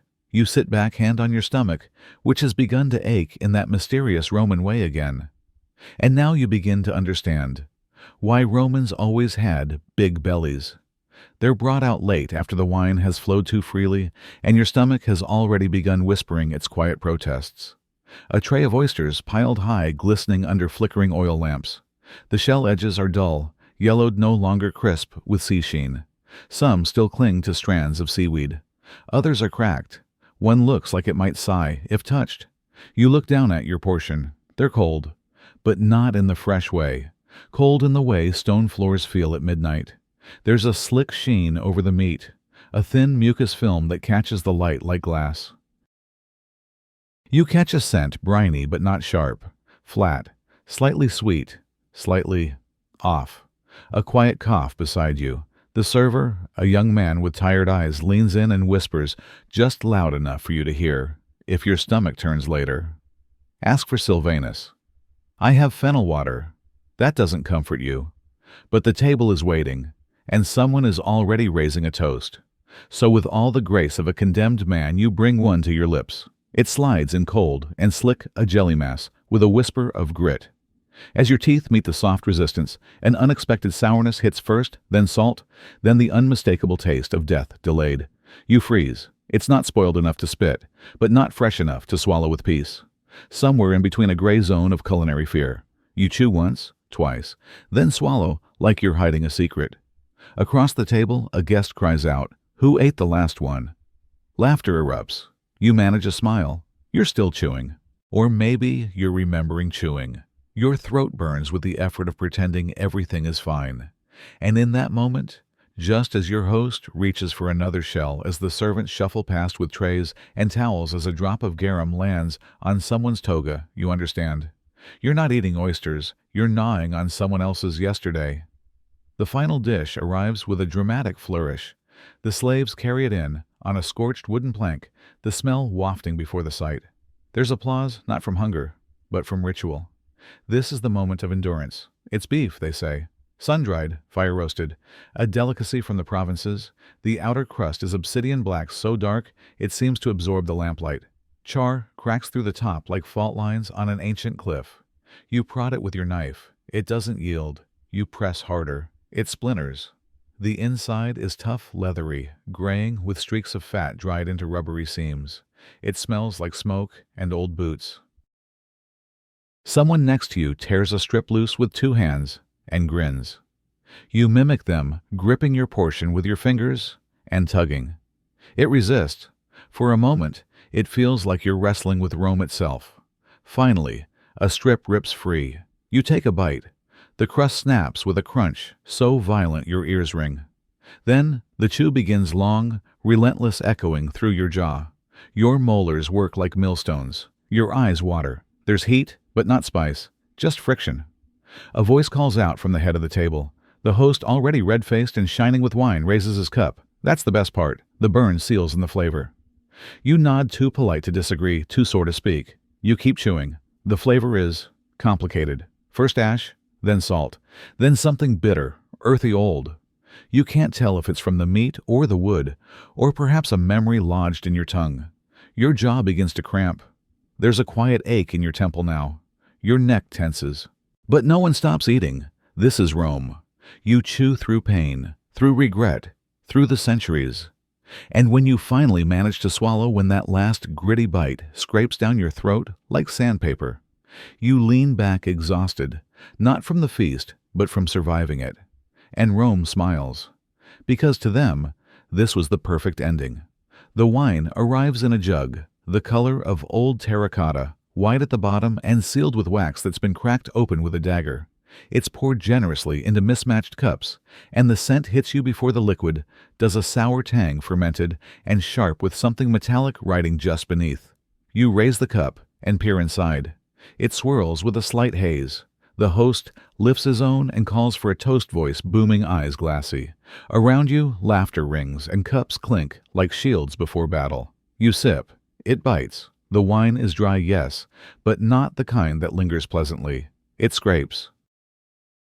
There's an astringency that catches you off guard, as if your tongue is being pressed against old coins. And then comes the heat, a warmth not from alcohol, but from discomfort. Your throat tightens, and you suppress a cough. Someone beside you leans in smirking. It sat in a lead urn for 2 seasons, he whispers, like sharing a secret. Makes the flavor stronger. Some say it sharpens the mind. Others say it melts it. You blink, he winks. Across the table, a senator downs his entire cup in one gulp and demands more. Another swishes his between his cheeks like mouthwash, savoring every sharp edge. You try again cautiously. The second sip is worse. The metallic aftertaste clings. You taste not just grapes, but minerals, old waterstones, something you can't name. You remember reading that the Romans added herbs and even seawater to enhance the flavor. You wonder if they also added madness. You set the cup down. It leaves a faint, oily ring on the table. Your fingertips buzz. Your temples throb slightly. Not pain, not yet just a flicker of tension like a string pulled too tight. But everyone's smiling. Their faces, flushed eyes, bright voices louder than before. You feel the pressure. Social, cultural, historical. To drink is to belong. To hesitate is to insult the house, the wine, the empire. So you lift your cup and sip again. Because in Rome, intoxication wasn't just indulgence, it was identity. And you begin to wonder, have you just shared a toast or swallowed an experiment? Someone leans toward you over the feast and says it so casually, as if recommending a walk in the garden. If you want to keep eating, just go vomit and come back. You blink, laugh a little, thinking it's a joke, some absurd Roman humor about indulgence. But then you notice a figure rising from their couch. They walk with surprising calm toward the edge of the room behind a velvet curtain. There, in a small alcove, lit by a flickering oil lamp, is a bronze basin. It sits atop a pedestal like a religious relic. Around it, the faint scent of acid and wine-soaked bile drifts in the air. Next to it, dried flowers, lavender perhaps, something meant to soften the blow. A slave stands silently nearby holding a damp cloth. You watch in disbelief as the guest bends forward, graceful and efficient, and empties themselves with practiced ease. Then, they wipe their mouth, adjust their toga, and return to the party smiling. They sit down beside a steaming platter of roast boar and start again, as if nothing happened. Your mouth goes dry. The food on your plate steams gently fragrant and rich, but now it looks wrong. Too much, too heavy, like a second mountain to climb after barely descending the first. Across the room, laughter bubbles. Another toast is proposed. And yet, you can't unsee it, the ritualized purge, the reset button on appetite. Because in Rome, gluttony wasn't a sin. It was a status symbol. To be able to eat until full, and then start over without consequence, without shame, was the privilege of those far above consequence. You glance down at your own half-finished plate. Suddenly your stomach churns, not from fullness, but from unease. You realize this isn't a one-time thing. This is custom, culture, a system with its own rhythm. Eat, empty, repeat. And in Rome, fullness was never the finish line, only a pause. The fish is served wrapped in dark, scorched leaves, its skin still steaming, its aroma sharp with the brine of the sea and the musk of something earthier. The host claps their hands and grins. Fresh from the fire, they say proudly, wrapped in sand and ash for heat and flavor. You nod politely. It's a method you've heard of. The Romans call it nature's oven. The idea is clever trap. The heat in with layers of warm soil and embers. Let the fish cook, slowly absorbing the flavor of the earth. But clever doesn't always mean pleasant. You take your first bite. At first, it's what you expect, soft, salty, slightly overdone. Then your teeth crunch. Not the gentle flake of grilled skin. No, something sharp, gritty. You pause. Roll your tongue around. Another crunch. A tiny stone has wedged itself between your back molars. You try to ignore it until you feel another. Then another. Grains of sand? Maybe even fragments of charcoal. The sensation is unmistakable, half beach picnic, half mouthful of dust. The person next to you chuckles. Don't worry, they say, spearing a chunk of fish with a bronze fork. That's just the taste of the land. A little earth in your meal reminds you where you came from. You force a smile. The next bite is worse. The texture shifts violently, one side oily and soft, the other coated in grit. It's like chewing on something that's already halfway back to dirt. You glance down and see black flecks in the oil pooling on your plate. Your host lifts their own piece to their lips, closes their eyes in exaggerated delight. Perfectly rustic, they say. You chew slowly, cautiously. The grit scrapes along your teeth, settles behind your gums. You wonder if your dentist, if such a thing existed, would scold you for this in 1,000 years. Swallowing is like accepting failure, or shame, like admitting you didn't know any better. Still, you do it. You swallow, because everyone is watching. And you quietly pray that your stomach is as strong as the Roman cobblestones beneath your feet. The bowl arrives in silence. It glistens under the oil lamp's glow, a trembling dome of jelly encased in a shallow silver dish. At first glance, it looks more like a living creature than a meal. It quivers as if breathing. Its surface catches the light in unsettling ways, opaque in some parts, translucent in others. You lean closer. The smell rises first. Seaweed, pork fat, something unmistakably fishy. There's a metallic edge to it, like the scent of a dock just after rain. You instinctively pull back, but it's too late. The host has noticed. Ah, that one's a delicacy, they beam. A blend of sea and land. A true Roman invention. You lift your spoon. The jelly gives a gentle resistance, then slips right off and flops back into the bowl. It wobbles like a trapped creature, trying to escape. You try again slower. This time, you manage to lift a portion. The mixture glimmers pale green threads of seaweed, a pale chunk of cold pig knuckle suspended inside, and near the center, a dark lump you can't quite identify. You hesitate, but the room is full of watching eyes. So you bring it to your mouth.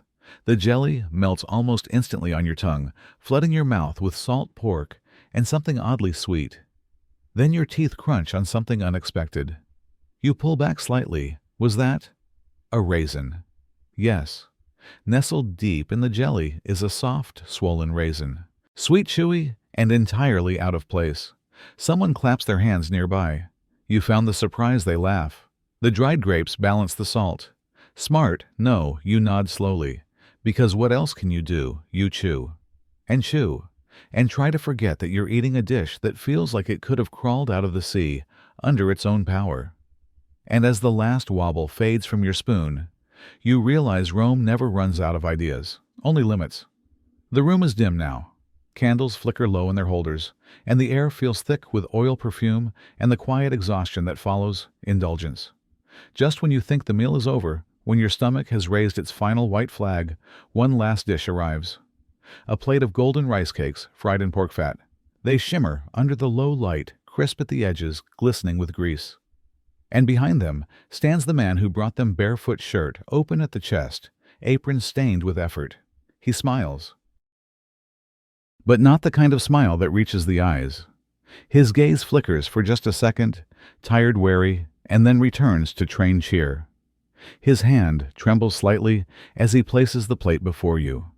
Then, with a quick motion he hopes no one notices, he wipes his brow with the corner of his apron. You notice. The sweat has left a wet patch. You reach for the plate, and your fingers meet the residual moisture where his hands had been. It's warm, slick, human. Someone leans over and chuckles. Made with sweat and pride, they whisper, raising their cup in a lazy salute. That's what gives it flavor. You force a smile. The rice cake sits before you, like a monument to labor, puffed in the middle, burned in some spots, soaked all the way through with lard. You take a bite. It's soft, too soft, like chewing on a greasy sponge. And yet, no one stops eating. Around you, others chew and nod and compliment the texture.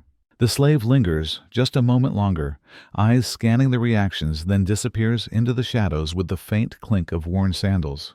You chew slowly, because now the food tastes not just of pork and oil, but of hands, of heat, of eyes that haven't slept, and mouths that don't get to eat what they serve. And in that moment, you wish you didn't know quite so much.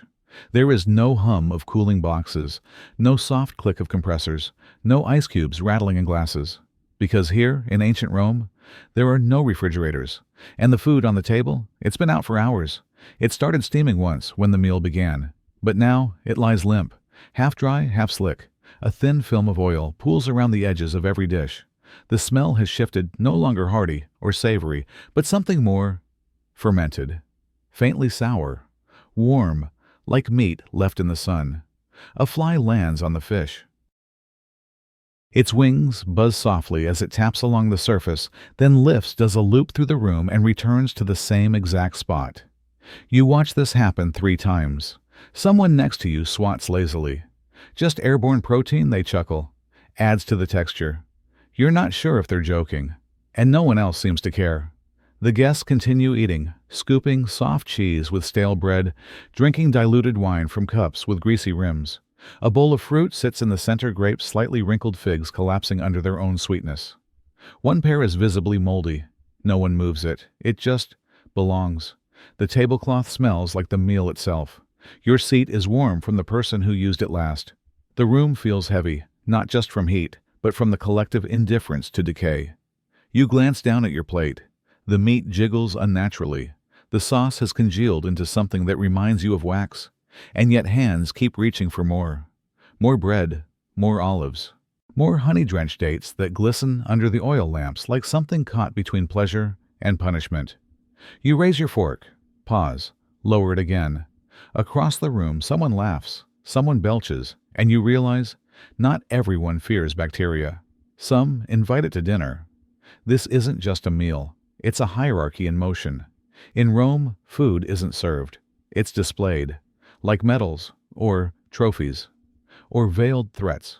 The early courses were warm-ups, bread crusts, soft cheeses, a few stuffed dates.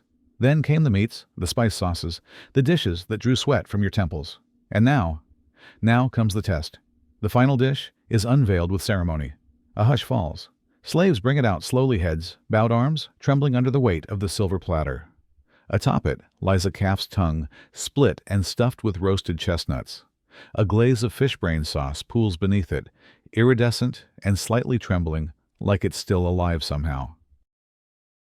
You weren't expecting to be invited to try it, but the host looks directly at you, smiles, nods. A servant places a sliver onto your plate. The smell hits first, earthy, briny, thick with iron. This isn't generosity. It's a challenge, a silent demand to prove yourself. You lift the piece with care. It resists the knife slightly, then yields. Steam escapes. The chestnuts crumble like wet clay. You take a bite. The tongue is tender, but the brain sauce sticks to your palate like regret. There's sweetness from the nuts, bitterness from the fish, salt, fat. Something vaguely metallic. You chew slowly, not from savoring, but from necessity. It's not about appetite anymore. It's about endurance. Around you, others watch. Not overtly, just enough to remind you this is being noticed. Because in Rome, to be fed is one thing. But to be tested at the table, that means you matter. You force a smile, another bite. Your stomach clenches, pleading. But you nod politely. Raise your cup, pretend to toast, pretend to belong. And all the while you're thinking, in Rome eating well is an art and a burden. You thought the worst had passed. But then they bring out the cheese. It doesn't arrive on a wooden board or nestled in cloth. It comes in a bowl lined with leaves, yes, but nothing could hide the stench. A smell that's part trash heap, part vinegar, and unmistakably alive. Someone leans over and whispers special recipe, left out in the sun for weeks. You laugh politely, thinking it's a joke. Then you see it, the mold greenish-black veins swirling across the surface like a map to nowhere. The edges crusted and soft at the same time. And then you see the movement, tiny white larvae squirming ever so slightly.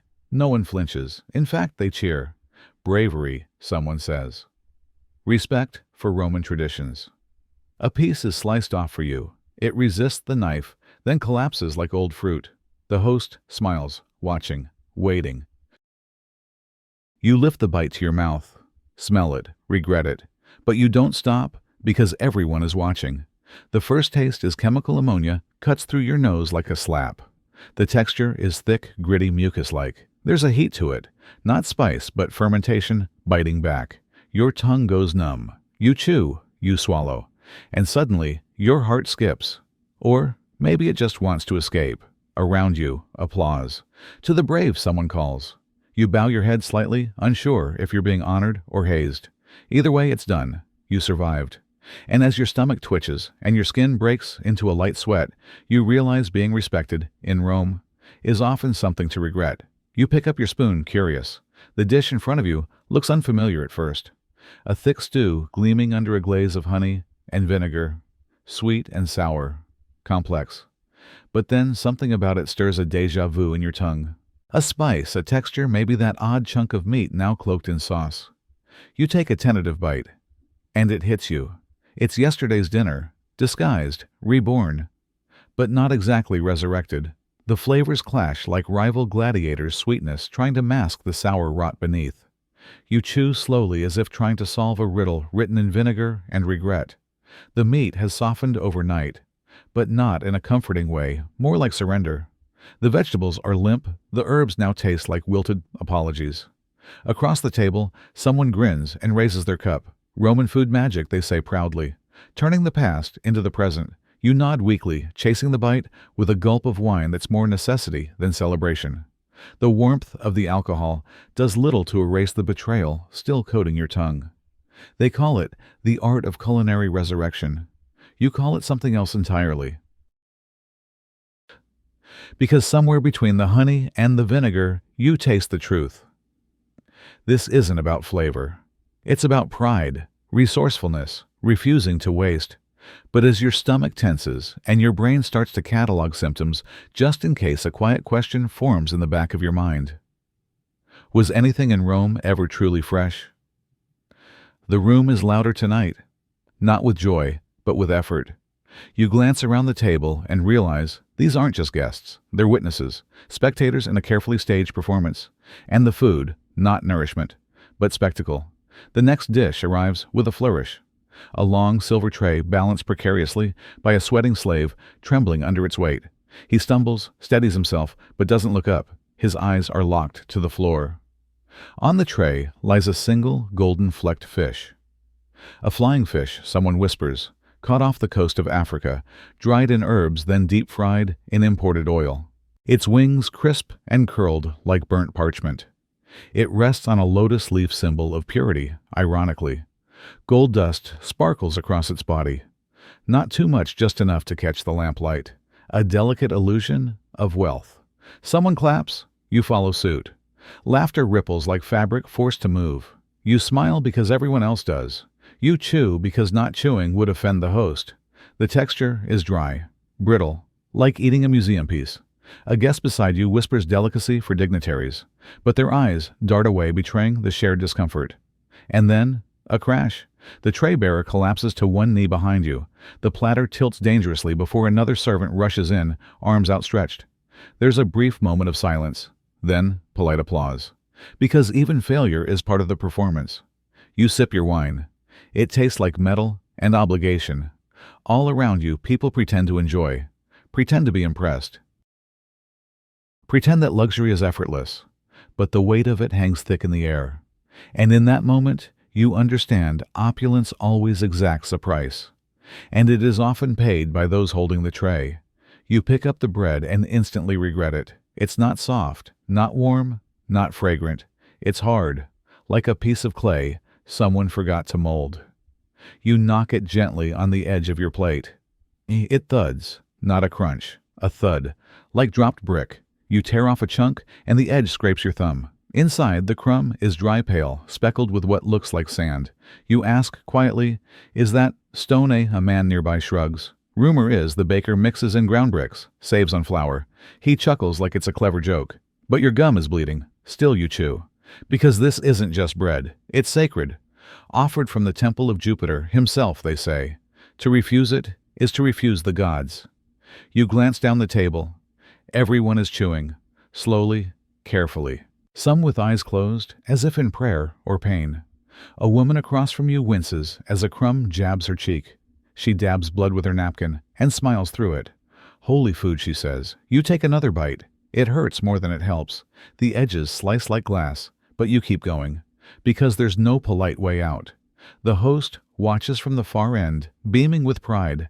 They say Roman bread feeds both body and soul, he announces. You nod silently, wondering if your soul can digest stone. By the time you finish, your mouth feels like a battlefield. Your teeth ache and your tongue has gone numb in protest. And still more courses await. You rest the crust gently on your plate, like placing a relic down. And as you lean back, pressing a hand to your jaw, you realize Rome didn't need prisons. It just needed meals like these.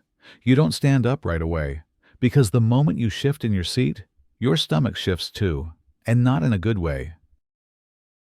There's a low gurgle, then a lurch, as if something inside you just realized it's been betrayed. You try to breathe through it, slow, shallow, steady, But each breath feels like your body arguing back. The hallway spins a little as you rise.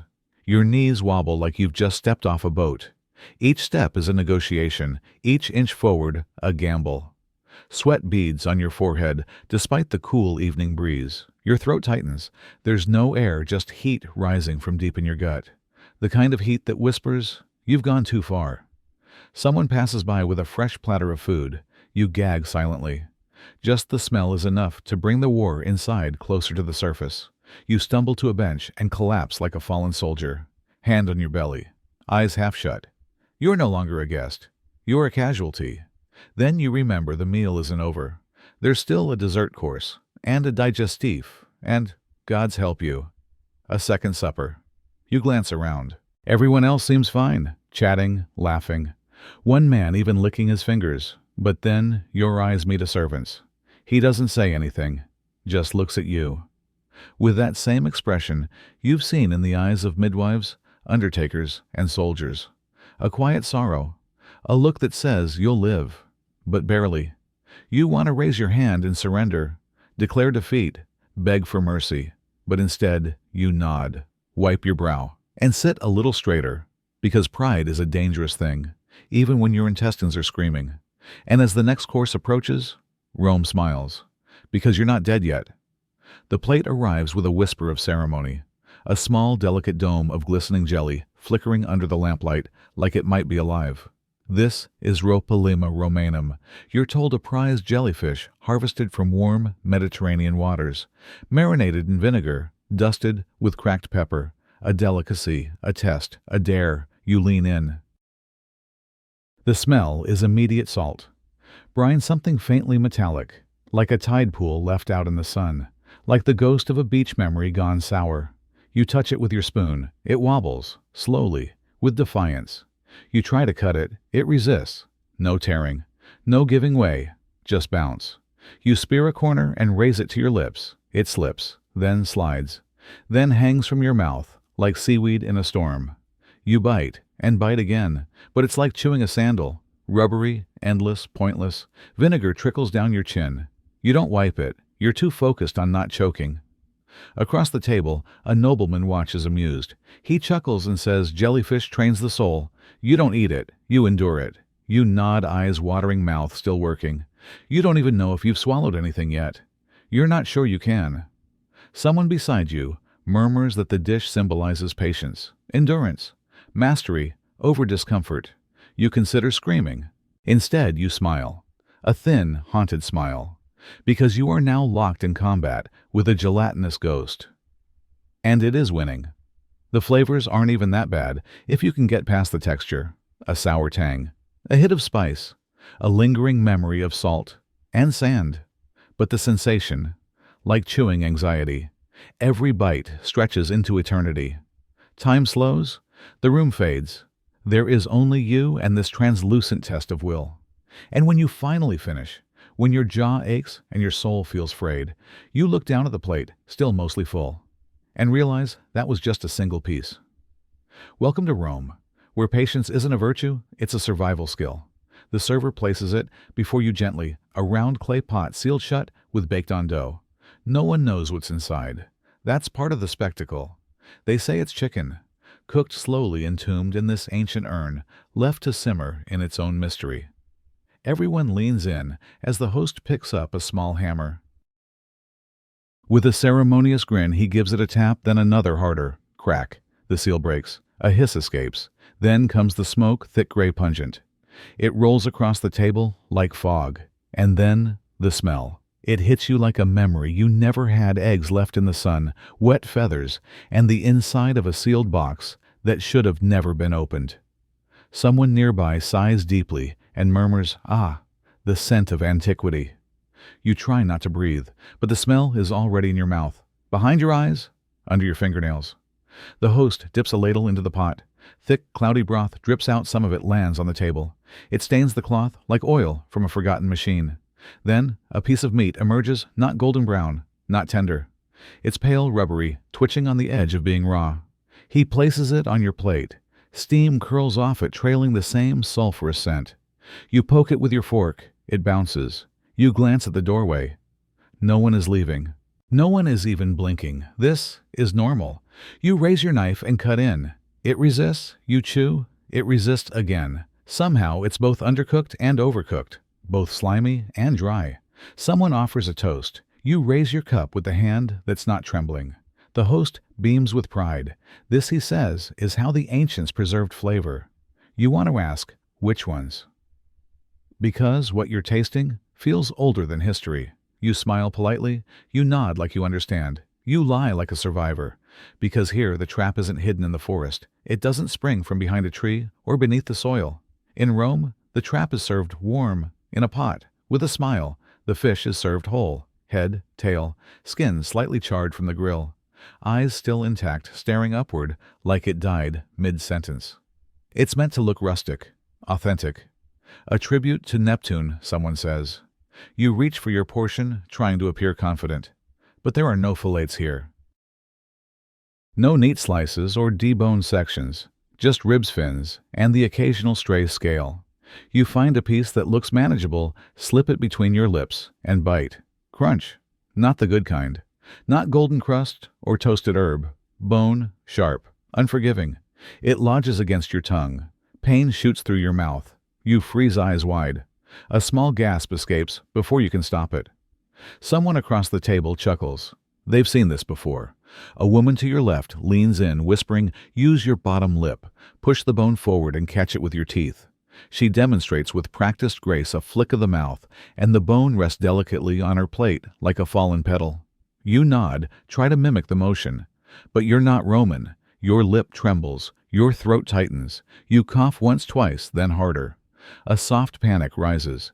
You sip wine too fast, and for a second, everything tastes like salt and shame. Your eyes water. Someone pats your back. Another lifts their cup, in mock solidarity. Happens to all of us, they say. You finally wrest the fragment free. Tiny, deadly. You set it down, hoping no one noticed. But they did, and they're smiling. The host raises an eyebrow. In Rome, he says warmly, "We like our meals." Interactive. You try to laugh, but your tongue is still numb. The fish stares at you, judging. You glance at your plate. Still half full, still full of bones. You chew slowly, each bite a gamble, each swallow a test of trust. The room is full of laughter, now, warm, unbothered. But you can't shake the thought this dinner is dangerous. Because here in ancient Rome, death doesn't always come by sword or poison. Sometimes it comes in the form of a sliver of bone nestled inside something that once swam. And as you push another piece around your plate, you realize choking to death at a Roman banquet would be an oddly fitting tribute to the drama of the empire. At first glance, it looks like something went wrong. A layer of gray powder clings to the vegetables, dusting the leaves like fireplace soot. You think it might be a mistake, a kitchen accident, but no, it's the trend. Clean food, they say, purified through ash, oak ash, crushed herbs, sometimes scraps of old wood, remnants of furniture, or burned offerings, all ground to dust, then sprinkled generously on whatever comes from the garden. You stare at the plate. The greens are fresh, sort of, but their color is muted under the dull coating. It smells odd. Like a hearth after a long night, like smoke that settled too deeply, like something unfinished. You spear a leaf with your fork, lift it to your lips. The powder leaves faint streaks on your fingers. You hesitate. Then take a bite. It's dry. Not just the leaf, but your entire mouth. The ash sticks to your tongue, clings to your throat. It tastes like overcooked incense and a forgotten chimney. You cough softly. Across the table, the host leans in with a grin. So he asks, "Do you feel cleansed?" You nod slowly. Because how else do you respond? Another guest laughs. It scrapes the toxins away, he says, licking his fingers. Nature's way. You take another bite. It doesn't get better. The texture is grainy, like chewing sandpaper dipped in thyme. Your throat burns slightly, and not in a spicy way, more like the aftermath of a campfire, inhaled too deeply. You sip wine, but it only spreads the flavor. Now the smoke is in your nose, your eyes. You glance down. The plate is still full. Others seem unfazed, some even delighted. They call it a return to simplicity, a rejection of decadence, a sacred ritual of purification. But all you feel is grit. The host raises his goblet. To health, everyone cheers. You raise yours too. but your hand trembles a bit. Not from emotion, from dehydration. You steal another look at the ash-covered greens and wonder if they were ever meant to be eaten at all. Maybe they were a message, a reminder, that in Rome even food must suffer transformation. Burn, crack, crumble, and yet still be served. You set your fork down, and you understand cleanliness here is not about removing filth. It's about embracing it in a more fashionable form. Because in Rome, even ashes can be gourmet. You can tell this dish was meant to impress. The gilded goose liver arrives on a polished silver platter, escorted by two servants who walk as if balancing a crown. The liver itself glistens unnaturally coated in a fine sheet of gold leaf that clings to the surface like vanity incarnate. You lean closer. The shimmer is striking, but so is the smell overwhelmingly rich, like overheated fat, left too long on bronze pans. There's a metallic twang in the air, even before you touch your spoon. Your host raises a cup. Foie gras, à la Roma, he proclaims with pride, though you're fairly sure the name hasn't been invented yet. Around the table, heads nod, in theatrical approval. This is a meal, yes. But it is also a spectacle. A statement. A declaration of status so bold it practically flexes. You take a bite. The texture is disturbingly smooth, creamy, almost like warmed butter, but it clings to your palate with a vengeance. The richness builds in waves, first soft, then sickening. There's no relief. No acid, no crunch, no break from the heavy tide of fat and gold. And then you taste it, the faint tang of metal as the gold leaf brushes your lips, sticking there like a badge of misplaced royalty. You chew slowly, hoping your stomach keeps pace. A nobleman across from you chuckles. A meal fit for Caesar without the burden of an empire, he says, licking his fingers with unnerving satisfaction. Another guest wipes sweat from his brow and signals for more wine. You glance around the room. No one's refusing. No one's resisting. Everyone is performing. Their forklifts are too precise. Their praises too loud. This isn't about flavor anymore. It's about endurance. About looking wealthy enough to eat something this ridiculous and surviving it. You take another bite, just to keep up. The liver collapses on your tongue, again oozing a blend of butter and iron. You reach for water, but your cup is already gone, replaced with another pour of that wine-soaked, lead-sweet red. And as you breathe through your nose, trying to keep it all down, you realize the golden glint on your lips isn't just decoration. It's armor. For a war, your stomach is already losing. And you think to yourself, at least a real throne would have offered more support than this liver does. The torches have been lit. The wine flows slower now. And just when you think the feast is winding down, the shellfish arrive. A long tray gleaming in the dim lamplight is carried through the hall like an offering to the gods. Oyster shells stacked like broken moons. Mussels clinging to one another in quiet piles. A lone crab limbs curled inwards stares blankly toward you, its sacrifice long since made. The host announces it with pride from Neptune's kitchen to your mouths. Everyone claps. Of course, you glance around the table. No one asks when it was cooked. No one wonders why seafood is being served hours after the sun is gone. You remember hearing once, perhaps from a merchant or a nervous cook, that nightfall was not the best time for shellfish. Something about spoilage. Something about the gods. But here in Rome, superstition and indigestion often dine together. The smell hits you first. Not fresh salt water or sea breeze, but something duller, older. There's a sweetness in the air that doesn't belong like a fish market after the stalls have closed and the sun has baked everything into silence. You see steam, yes, but it's faint, too faint. Most of the dishes arrive cold or lukewarm at best. Still, you're handed an oyster. You smile, because that's what you're supposed to do. You bring it to your lips. The shell is gritty, the meat soft and trembling. One quick slurp, then stillness. A strange chill runs through your body, not from the oyster's temperature, but from something more primal. A warning tucked behind your teeth. Something inside you says, this is wrong. You look up, trying to hide the shiver traveling down your spine. Across the table, someone coughs, once, then again. A deep, wet cough that echoes through the marble. They stand quickly clutching their side. A servant follows, eyes wide, but trained not to speak. No one comments, no one stops eating. You feel the oyster settle inside you, like a question that hasn't found its answer.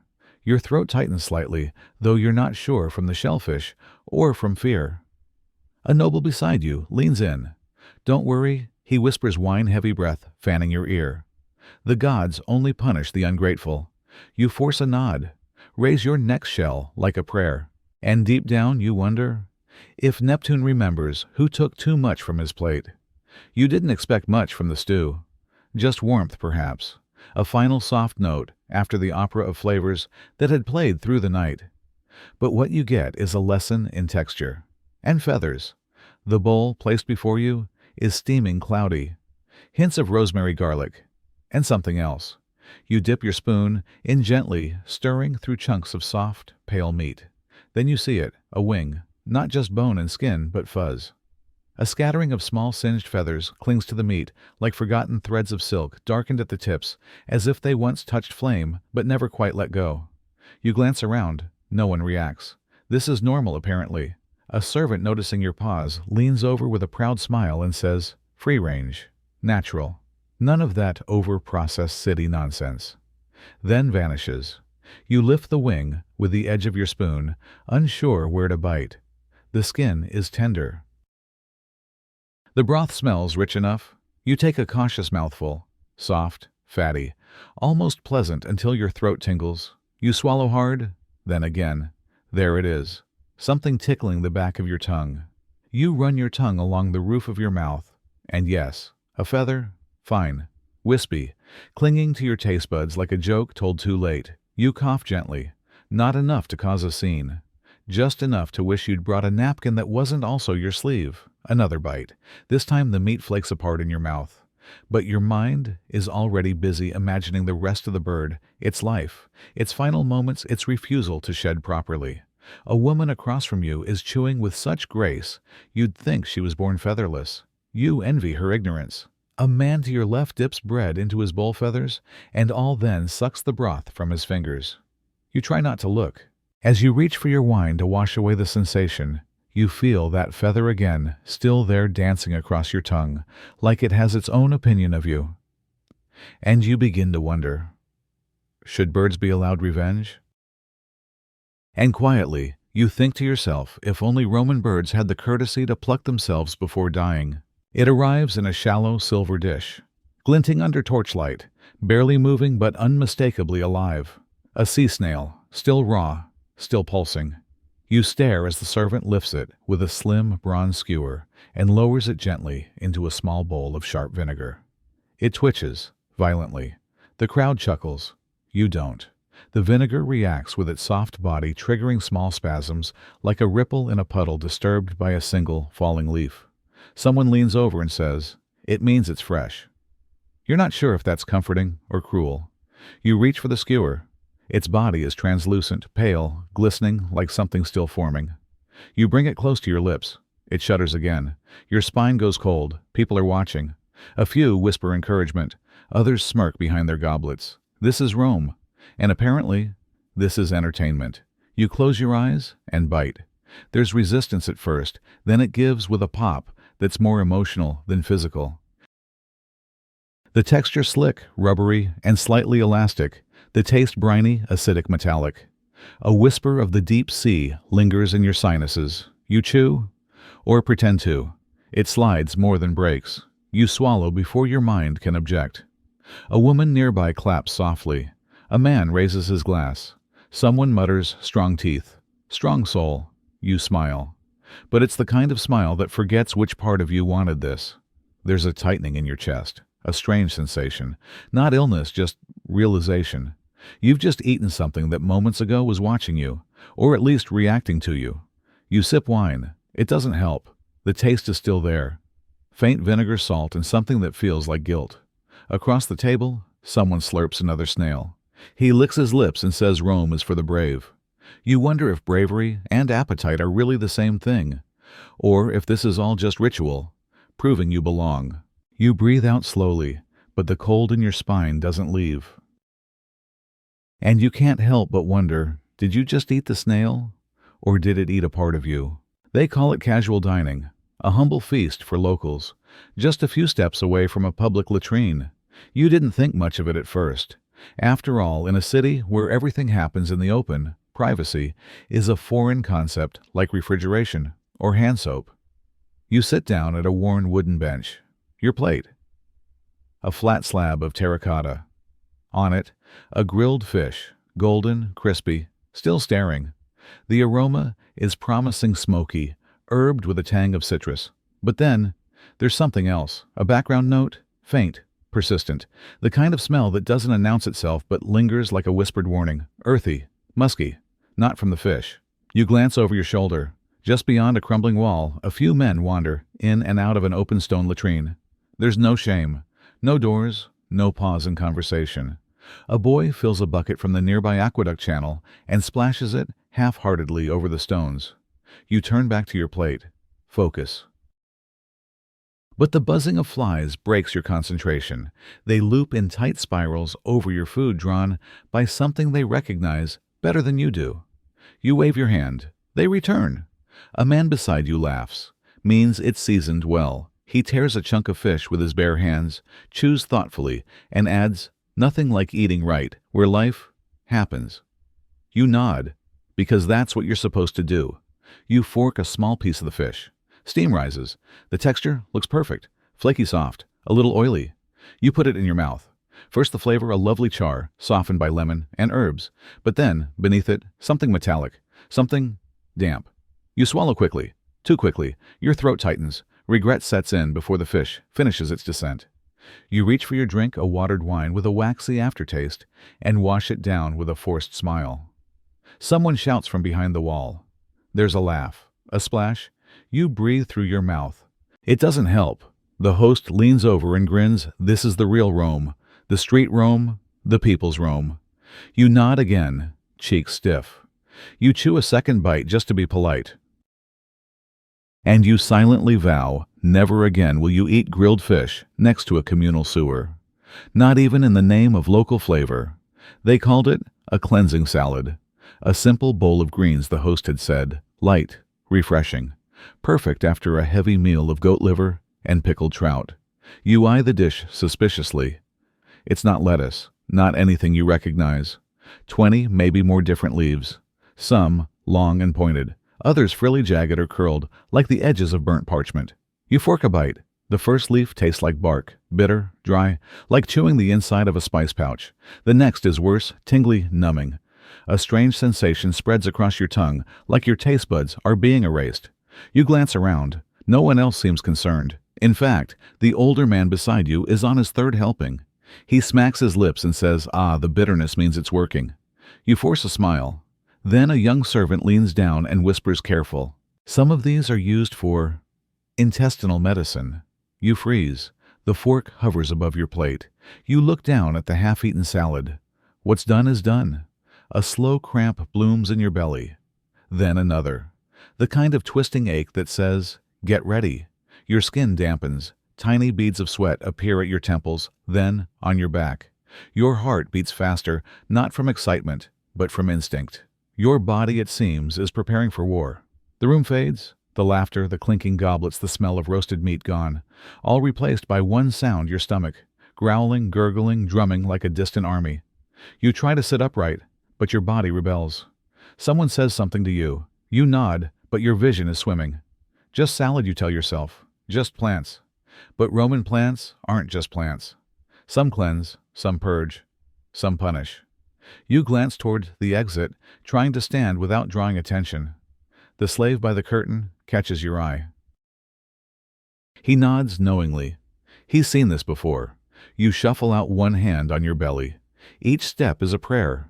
Each breath a gamble. And that's when you realize Roman detox wasn't about wellness.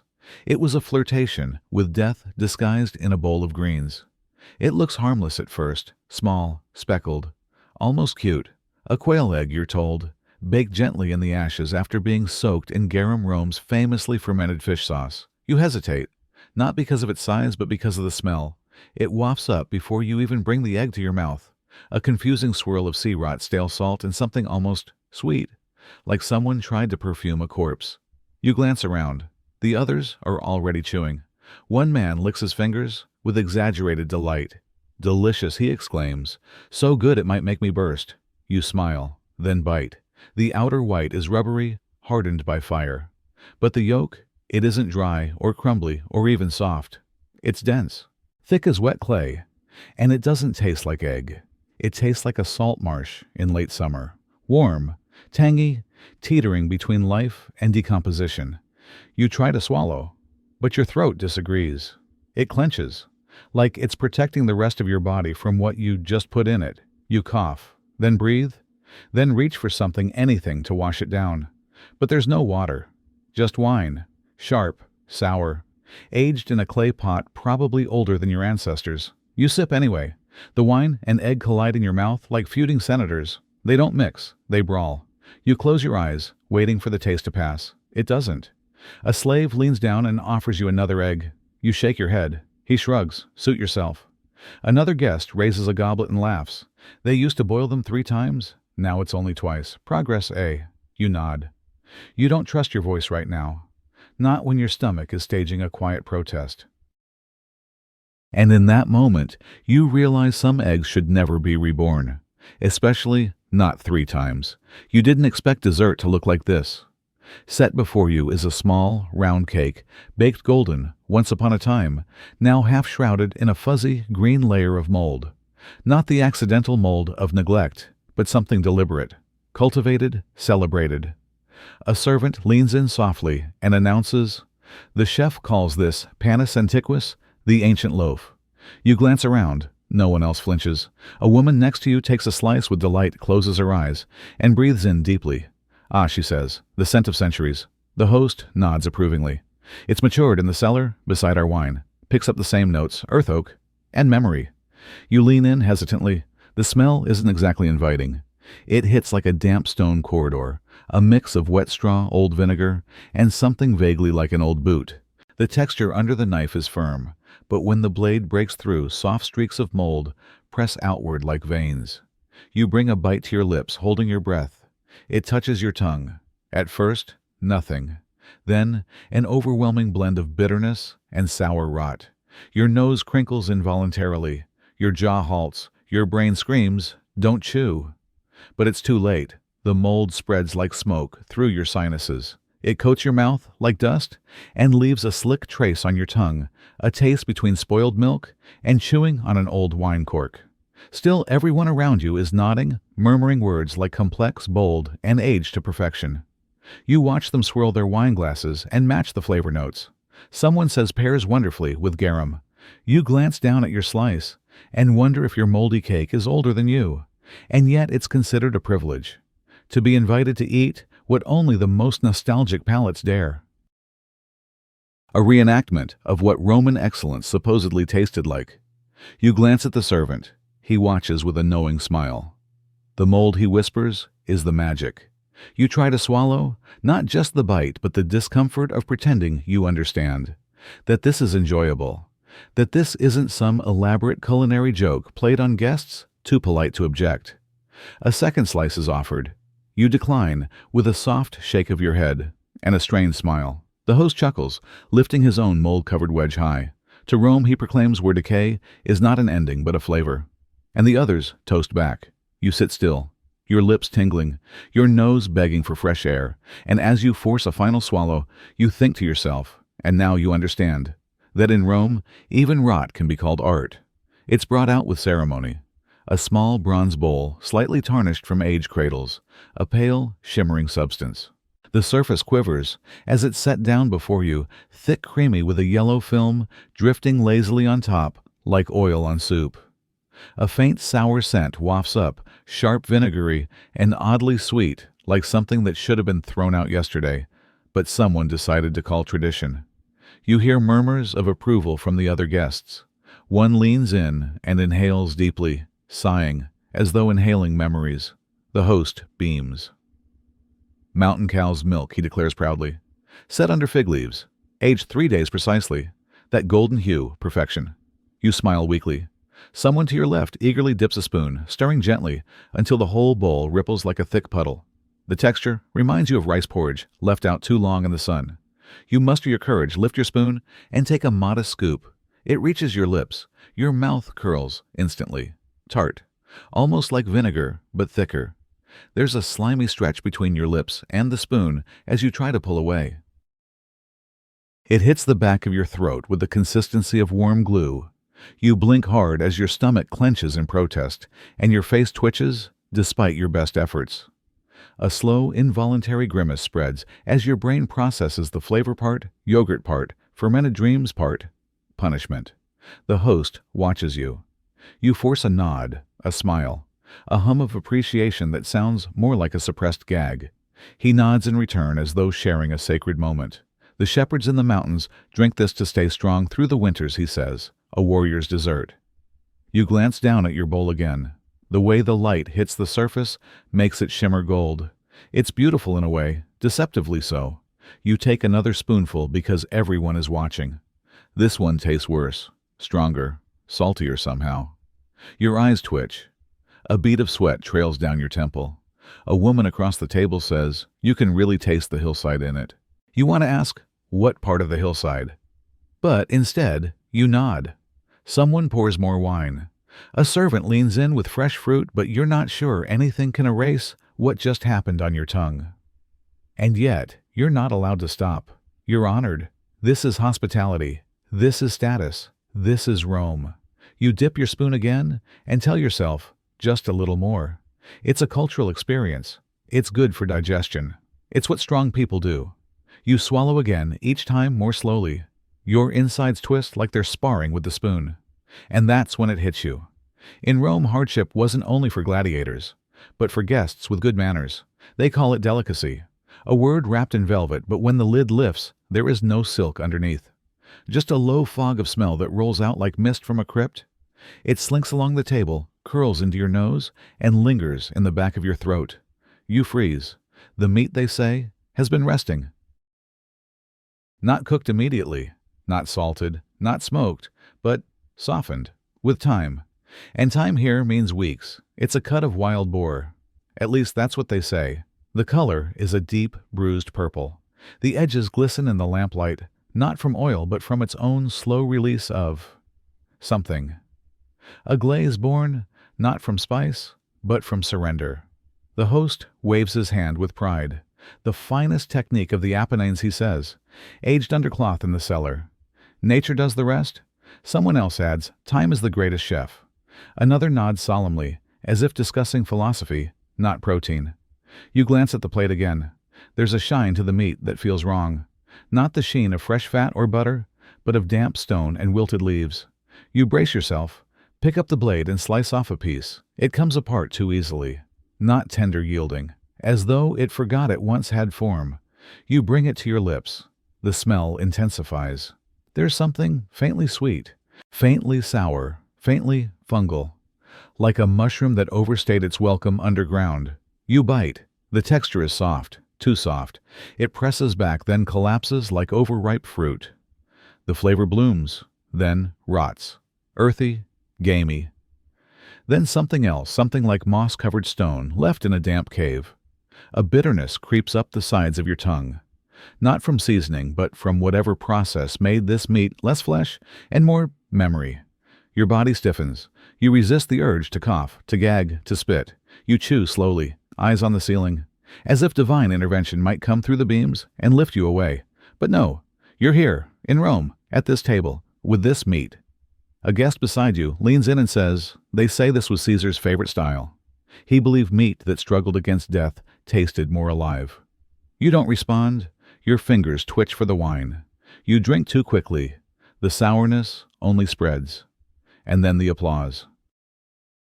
Someone at the end of the table finishes their portion and raises a toast to the ancient way. The host bows slightly. The slaves pour more wine. A second plate arrives, still steaming with decay. You're not sure if your stomach has sunk or risen. You dab your lips with a cloth and whisper silently, not in prayer, but in pleading. In Rome, even rot had refinement, and you just became a connoisseur of decay. The feast has stretched for hours. Courses have come and gone, some proudly steaming, others suspiciously quiet. You've survived mystery meats, fermented milk, and dishes that seem to bite back. And now, They pour the final toast. It's a thick liquid, almost slow-moving as it drips from the jug's mouth into your bronze goblet. The surface shimmers not with clarity but with a film, a faint layer of something oily. The scent is syrupy, almost medicinal. Honey, yes, but also something burnt, metallic. And maybe, just maybe, a whisper of vinegar. You raise the goblet. It's heavier than you expect. Perhaps from the wine. Perhaps from everything that has come before. Around you, laughter bubbles. Slaves bustle softly. Torches flicker against the walls, casting shadows that stretch like old ghosts. A nobleman, near the center of the table, lifts his cup high. His robe is embroidered with gold thread, his teeth stained faintly from too much garum and grape. To Roman health, he declares. May our bellies be full, our enemies crushed, and our gods ever pleased. Everyone raises their drinks in unison. A chorus of clinking, a swell of cheer, and you, of course, raise yours too. You sip. The sweetness hits first. But it's not pleasant. It's aggressive, thick, and cloying like honey that's been boiled too long. Then underneath the bitterness begins. Not subtle, not elegant. Like the taste of old ashes. It coats your tongue, clings to your teeth. You try to swallow quickly, but it's viscous, resisting the journey down. A burp escapes someone nearby, masked by forced laughter. Another slaps the table with joy, though you can see their eyes water. You try to smile.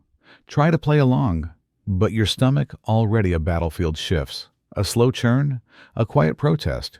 Someone refills your cup. You politely cover it with your hand. A younger guest downs theirs with bravado, then winces and thumps their chest. You look into your cup again. The golden liquid now seems darker, thicker, the kind of drink a snake charmer might use to summon visions or nightmares. You glance at the host. He beams, proud of his generosity. That, he says, was aged in clay with rosemary and pine ash. We believe it. Cleanses. You nod, slowly, like a person agreeing with fate. The music starts again. Soft strings. A drumbeat in the distance. Plates are cleared. Slaves gather the remnants of what was once called a celebration. You sit still. The last sip burns in your throat. Your insides twist. Your smile remains frozen. Because in Rome, it's not the first bite or the strangest dish, or even the rotting meat that tests you. It's the final toast, the one that asks not just for your participation, but for your endurance. You recline on the couch, not with grace, but in surrender. The cushion beneath you is firm, stuffed with straw. Your robe clings slightly to your skin, damp from sweat and garum and regret. One arm lies draped across your belly, which now bubbles with a quiet rage. Your eyes struggle to focus. The oil lamp above you dances and splits in two. You've made it, somehow. Through pickled organs and fermented milk, through oysters that blinked and wines that bit. You've outlasted the mold, the bones, the soot-dusted salads. You chewed through feathers. You swallowed ancient pride. But it's not victory that you feel. It's Rome inside you, a weight, a warmth, a low rumble. Your body, once yours, now belongs to the empire, at least until it digests. A slave approaches. Young barefooted face blank. He bows, extending a damp cloth. You take it, expecting relief. Instead, the smell of garum hits first, salty, sharp, unmistakable. The cloth is wet, but sticky. You blink slowly, unsure whether to laugh or cry. You dab your lips anyway. Across the room, guests are still clapping, still calling for more. Roasted songbirds, saffron pudding, fried dormice stuffed with pine nuts. As if no one else has reached their edge. And maybe they haven't, because in Rome excess is never a sin. Only refusal is. Your gut contracts again, not with hunger, but memory. Every dish you've tasted replays behind your eyes like a violent parade. The boiled vegetables, the vinegar jellyfish, the gilded goose liver that nearly broke your soul. You try to breathe. You try to sit up. Instead, your hand tightens over your stomach. Just hold. Just survive. Someone laughs too loudly. A woman shrieks with delight. Another course arrives. The aroma of cinnamon and meat drifts your way.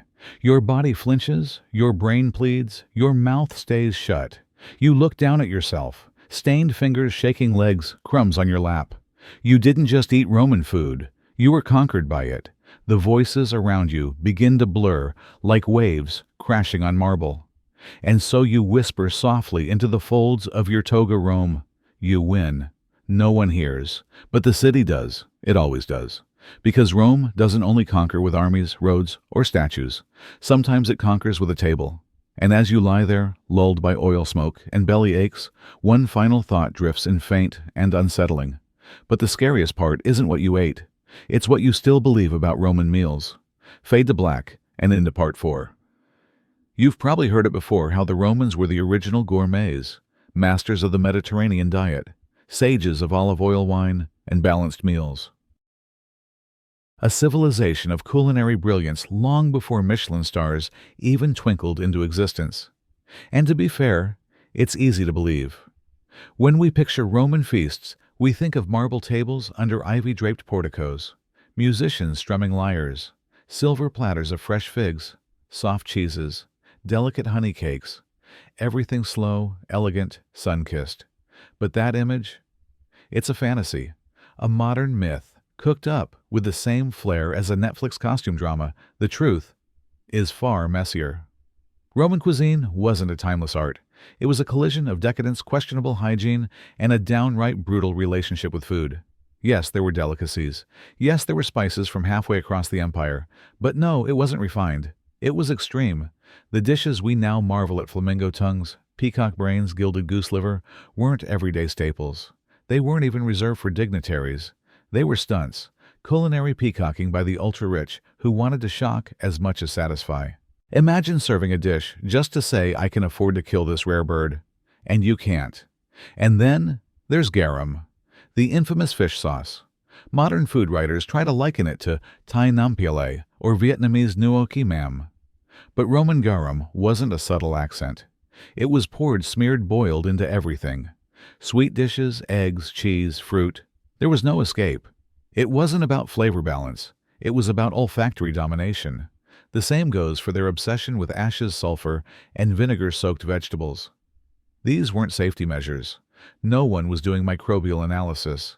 These were customs shaped by superstition, class signaling, and the warped belief that anything rare or foul-smelling must be valuable. Even dining habits were less health-conscious Mediterranean and more gastronomic gladiator match. Meals weren't about nourishment. They were about proving something: status, bravery, divine favor. To eat a live sea snail or a rotting stag's liver wasn't madness. It was a flex. They didn't count calories. They counted gasps. They didn't ask, is this good for me? They asked, will this impress the gods or my enemies?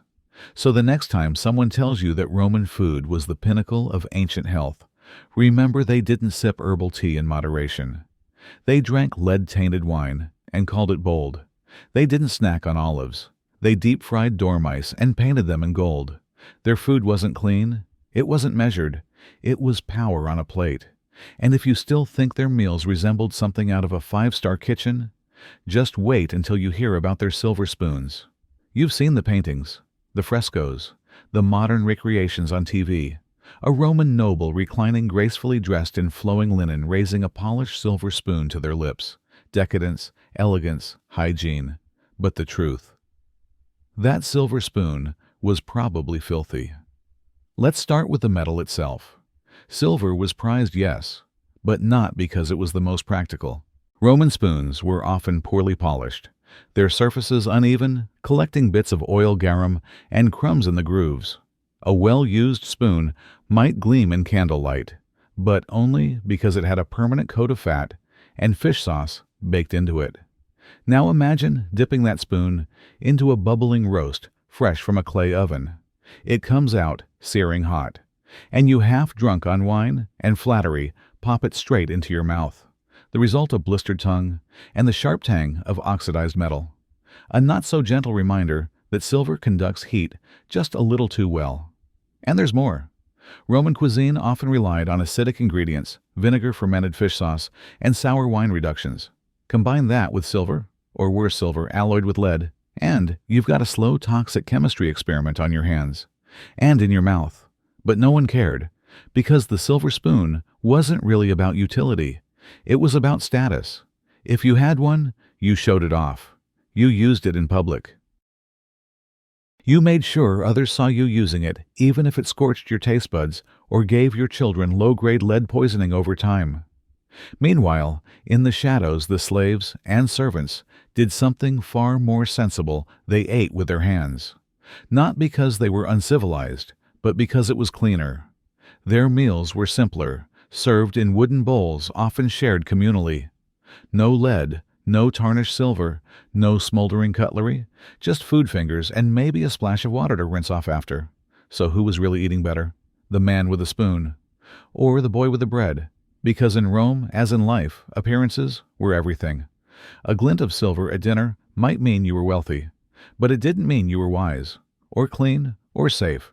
It just meant you had enough money to eat badly and still be applauded for it.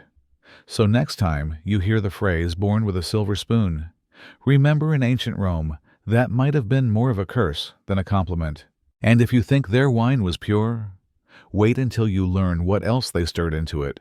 You might picture it now, a golden goblet, raised beneath ivy-draped arches, Roman wine glowing like sunset in a cup.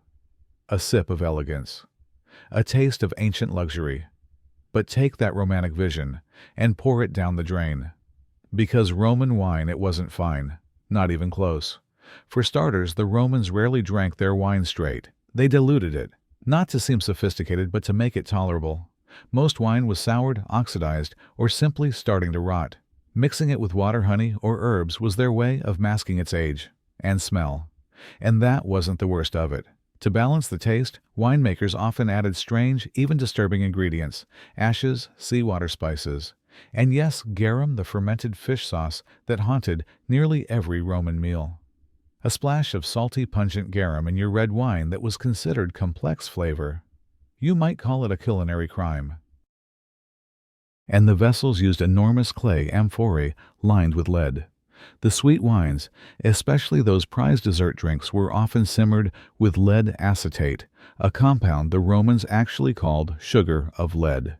It made wine sweeter, and slowly poisoned everyone who drank it. It gets worse. Even the water mixed into wine wasn't always clean. Poor Romans often drank whatever was available: stream water, water from public fountains lined with calcium deposits and urban grime. In some neighborhoods, the wine was safer than the water, though that's not saying much. And while the upper class sipped vintages perfumed with myrrh or rose petals, the poor, they drank posca, a sharp, sour brew of vinegary wine and water sometimes aged in barrels that had already gone musty. Imagine sipping salad dressing through a cracked clay mug.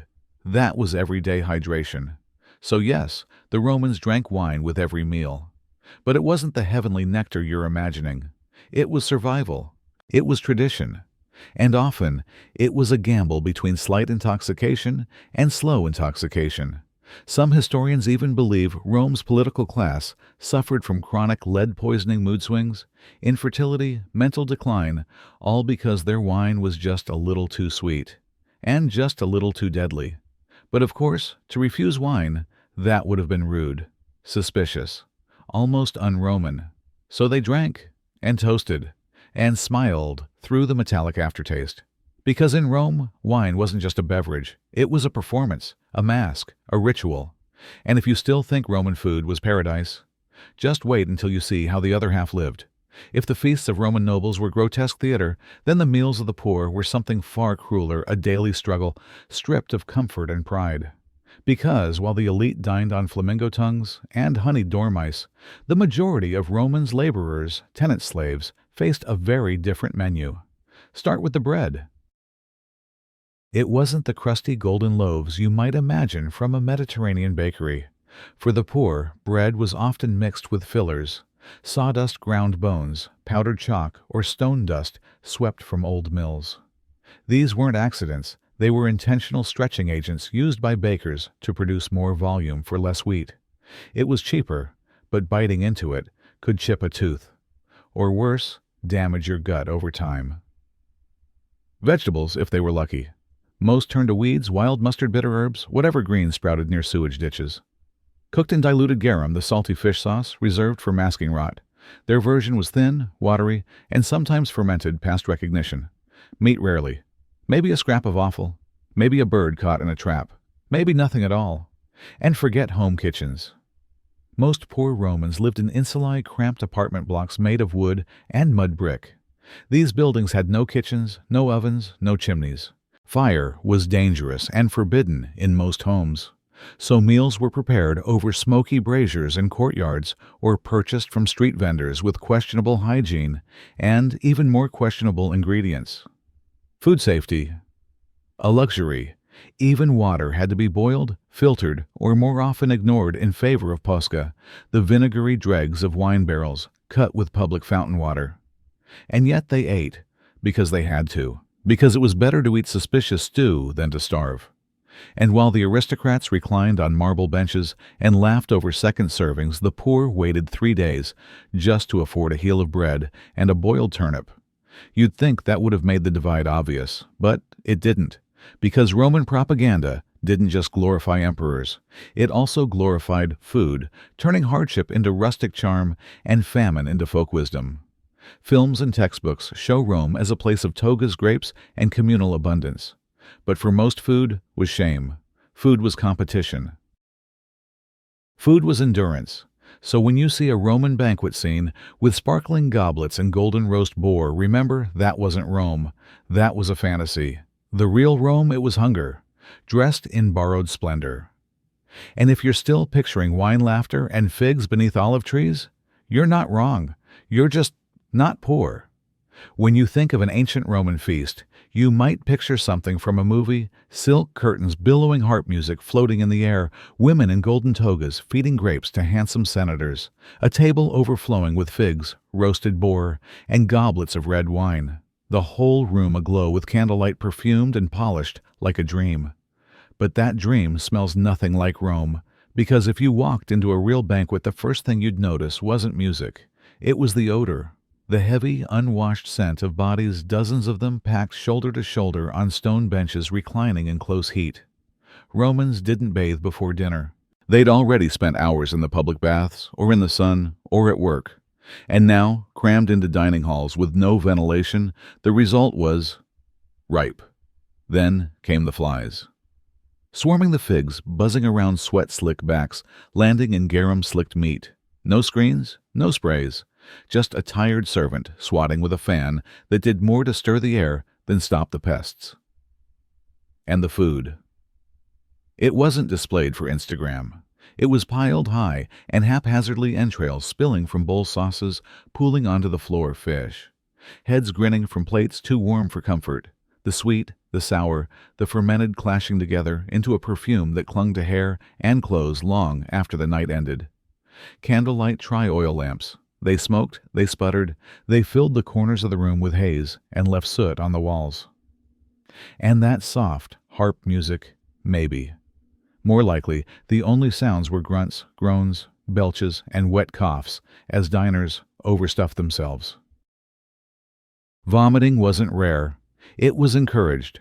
There were basins placed in corners or slaves holding bronze bowls where diners could quietly relieve themselves to make room for the next course. A sign of indulgence. A badge of social success. And the poor slaves. They didn't whisper in corners. They ran between tables, tripping, spilling, sweating, trying not to drop trays too heavy for one person to carry. When they did, a harsh slap or thrown dish might follow. No apologies, just the sound of discipline echoing between bites of peacock and honey-glazed mouse. The air thick with garlic breath, hot oil wine, and fear.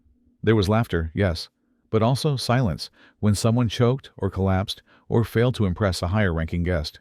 Because status was on display. Always. Food was performance. And sometimes that performance killed. It sounds absurd, almost theatrical, dying from a dinner plate. But in ancient Rome, it wasn't just possible. It happened. Historical records whisper of nobles who met their end not in battle or scandal, but at the dinner table. Not by dagger, but by duck liver, honeyed dormice, or one too many goblets of lead-touched wine. Take Claudius Drusus, a Roman noble, rumored to have died after a meal so lavish, so excessive, that his stomach ruptured. Accounts vary. Some blame gluttony, others poison, but the end result was the same. A bloated, breathless, and painfully slow death surrounded by empty plates and half-chewed luxury. The Roman upper class had a dangerous relationship with food. Meals were not about hunger. They were contests of wealth, endurance, and control. To eat lavishly was to show dominance. But sometimes the body didn't keep up with the ego. When the stomach is overfilled beyond its elastic limit, it can distend.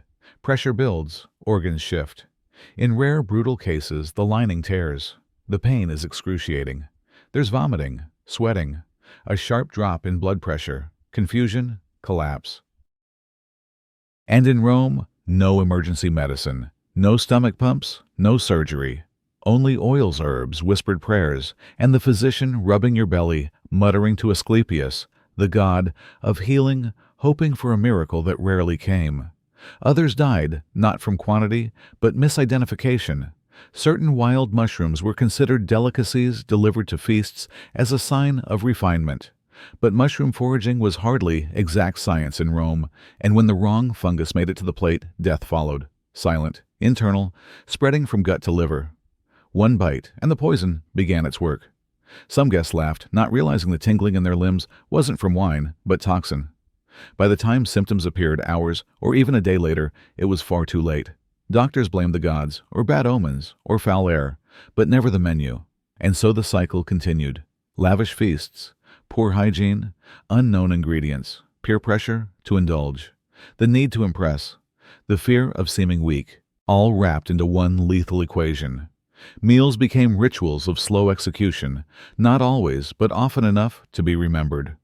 And the worst part, no one screamed. No one stopped the feast. The dinner would continue, even as one guest slumped silently. Slaves might carry them out, or drape a cloth. But the music, the laughter, it went on. Because in Rome, food was performance, and the show never ended early. So next time you groan about overeating or complain about that third slice of cake, remember the Roman elite, who didn't just indulge. They expired at the altar of indulgence. And if you survived a Roman banquet, you didn't just live to eat another day. You earned it. You outlasted the food. Feasting to death wasn't just a metaphor in Rome. Several accounts mention nobles who literally ate themselves into oblivion. The organs give out, the breath shortens, the stomach ruptures, and no one stops them, because stopping would be shameful. So next time you see a Roman banquet scene, in a film, golden, gentle, serene pause. Smell it in your mind, crowd it, soil it, add heat, add flies, add fear. Because the truth is, Hollywood gave us fantasy. History gave us indigestion. There's a modern fantasy, a rose-colored lens, we sometimes wear when gazing back into the past. That somehow, people in ancient Rome ate better, simpler, more natural, organic even. But here's the truth, Rome was not clean, and its food far from safe. Yes, they lacked artificial preservatives. But they also lacked soap. They lacked refrigeration. They lacked the basic understanding that bacteria existed. No one washed their hands before eating, not because they were careless, but because they didn't know they should. Germ theory wouldn't arrive for another 800 years. Dishes were rinsed in cold water, sometimes shared among guests. Knives cut raw meat and fruit alike, often without being wiped clean between uses.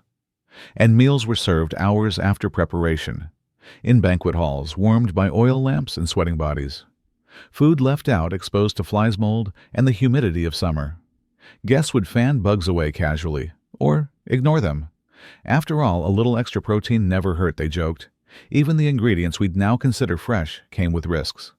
Milk spoiled quickly. Seafood brought in from far ports often sat for days before being served. Natural wines fermented in clay jars lined with lead. And fruits were sometimes preserved in sulfur smoke inhaled by slaves tasked with the job. Rome had no concept of cross-contamination. No idea why people sometimes fell violently ill after eating from the same pot. They blamed the gods, the air, the stars, never the hygiene. So when we romanticize Roman diets as clean and wholesome picture grapes plucked from vines, olives bathed in golden oil, honey drizzled over cheese, we're missing the full picture. It wasn't clean eating. It was chaotic survival, a tug of war between indulgence and ignorance, between abundance and contamination. And yet, Rome thrived for centuries, despite it all, because bodies adapted, because culture pushed forward, because life found a way even when meals came with risk. But let this be a quiet reminder. Just because something is natural doesn't mean it's safe. And as you drift into sleep imagining Roman villas under moonlight gold, cups raised in laughter, remember the hidden layer, the smells, the sweat, the food crawling with stories and spores, the myth of clean eating. A modern illusion. Rome didn't need preservatives. They had tradition, they had pride, and they had no idea what was growing on their plates. Now, dim the lights. Because after all that, Rome didn't die. But the real question is, how did it change us? Let's take a breath. After the spoiled fish, the metallic wine, the fermented milk, and the flamingo tongues, Rome didn't die of food poisoning. It survived for centuries. That's the strange beauty of it, isn't it? This ancient empire, so full of excess contradiction and questionable hygiene, managed not just to endure, but to dominate. They expanded across continents. They built roads that still lie beneath modern streets. They wrote laws that became the skeleton of our legal systems. They raised aqueducts, arenas, and armies. And they did all this while chewing on garum-soaked eggs and sipping wine out of lead-glazed pots. It almost feels unfair. You, who barely survived reading about their dinner menu, are still reeling. Still imagining the smell of spoiled cheese and the sharp edge of an unwashed silver spoon. And yet the Romans, they just kept going. Not because their lifestyle was wise, but because they were relentless, adaptable, curious, unbothered by what would make most of us gag. They didn't survive because of their food. They survived despite it. And that's something worth thinking about. Because survival isn't always about having the perfect routine or the cleanest diet.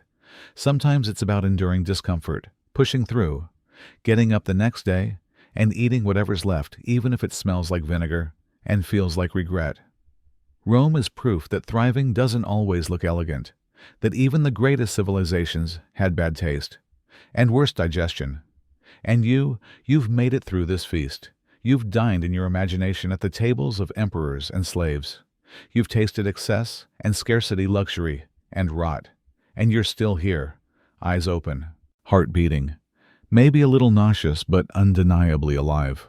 That, my friend, is a victory, because survival isn't always about perfection. Sometimes it's just about not quitting halfway through the jellyfish. So no, Rome didn't die of indigestion. It lived, ruled, and reshaped the very way we eat, drink, and gather.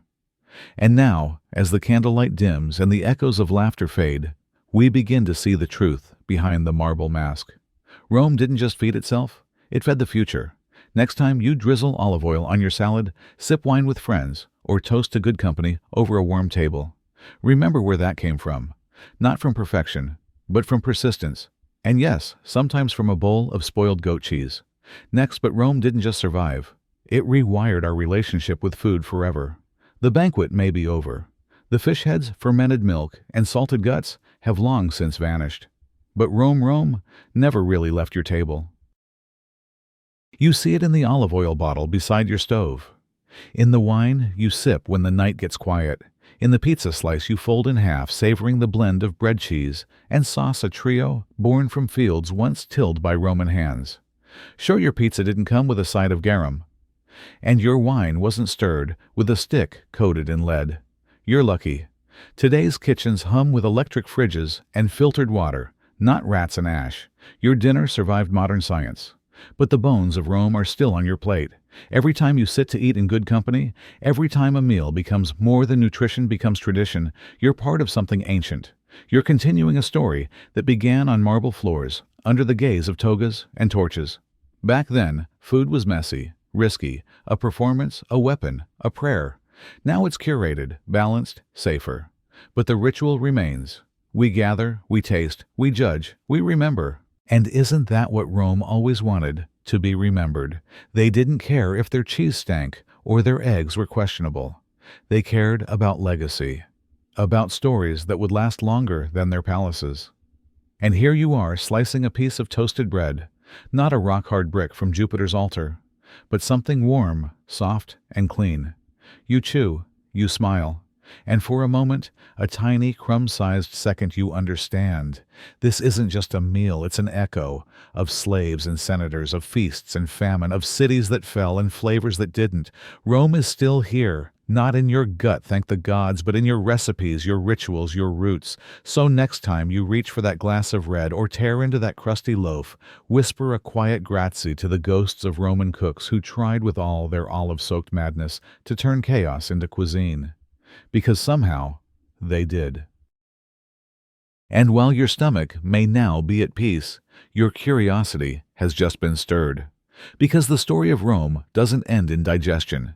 It continues on your plate in your past, and in the final chapters still to come. Next, but before we drift to sleep, let's reflect on what these meals truly meant. Not everyone survives a Roman feast. Some fall to spoiled oysters, others to poisoned platters, or wines laced with thyme and tin. Even fewer make it past the garum, the goat stomach, the golden goose liver. But you did. You walked, or perhaps crawled through it all. The fermented milk, the moldy bread, the burnt beef, the sour herbs, the fish that stared back. You tasted Rome with every sense, and somehow you're still here, alive, breathing, sleepy. You've seen the worst of it now. Not just the extravagance, not the marble busts and glittering banquets that Hollywood paints, but the real Rome, where food could humble, disgust confuse, and still be worshipped.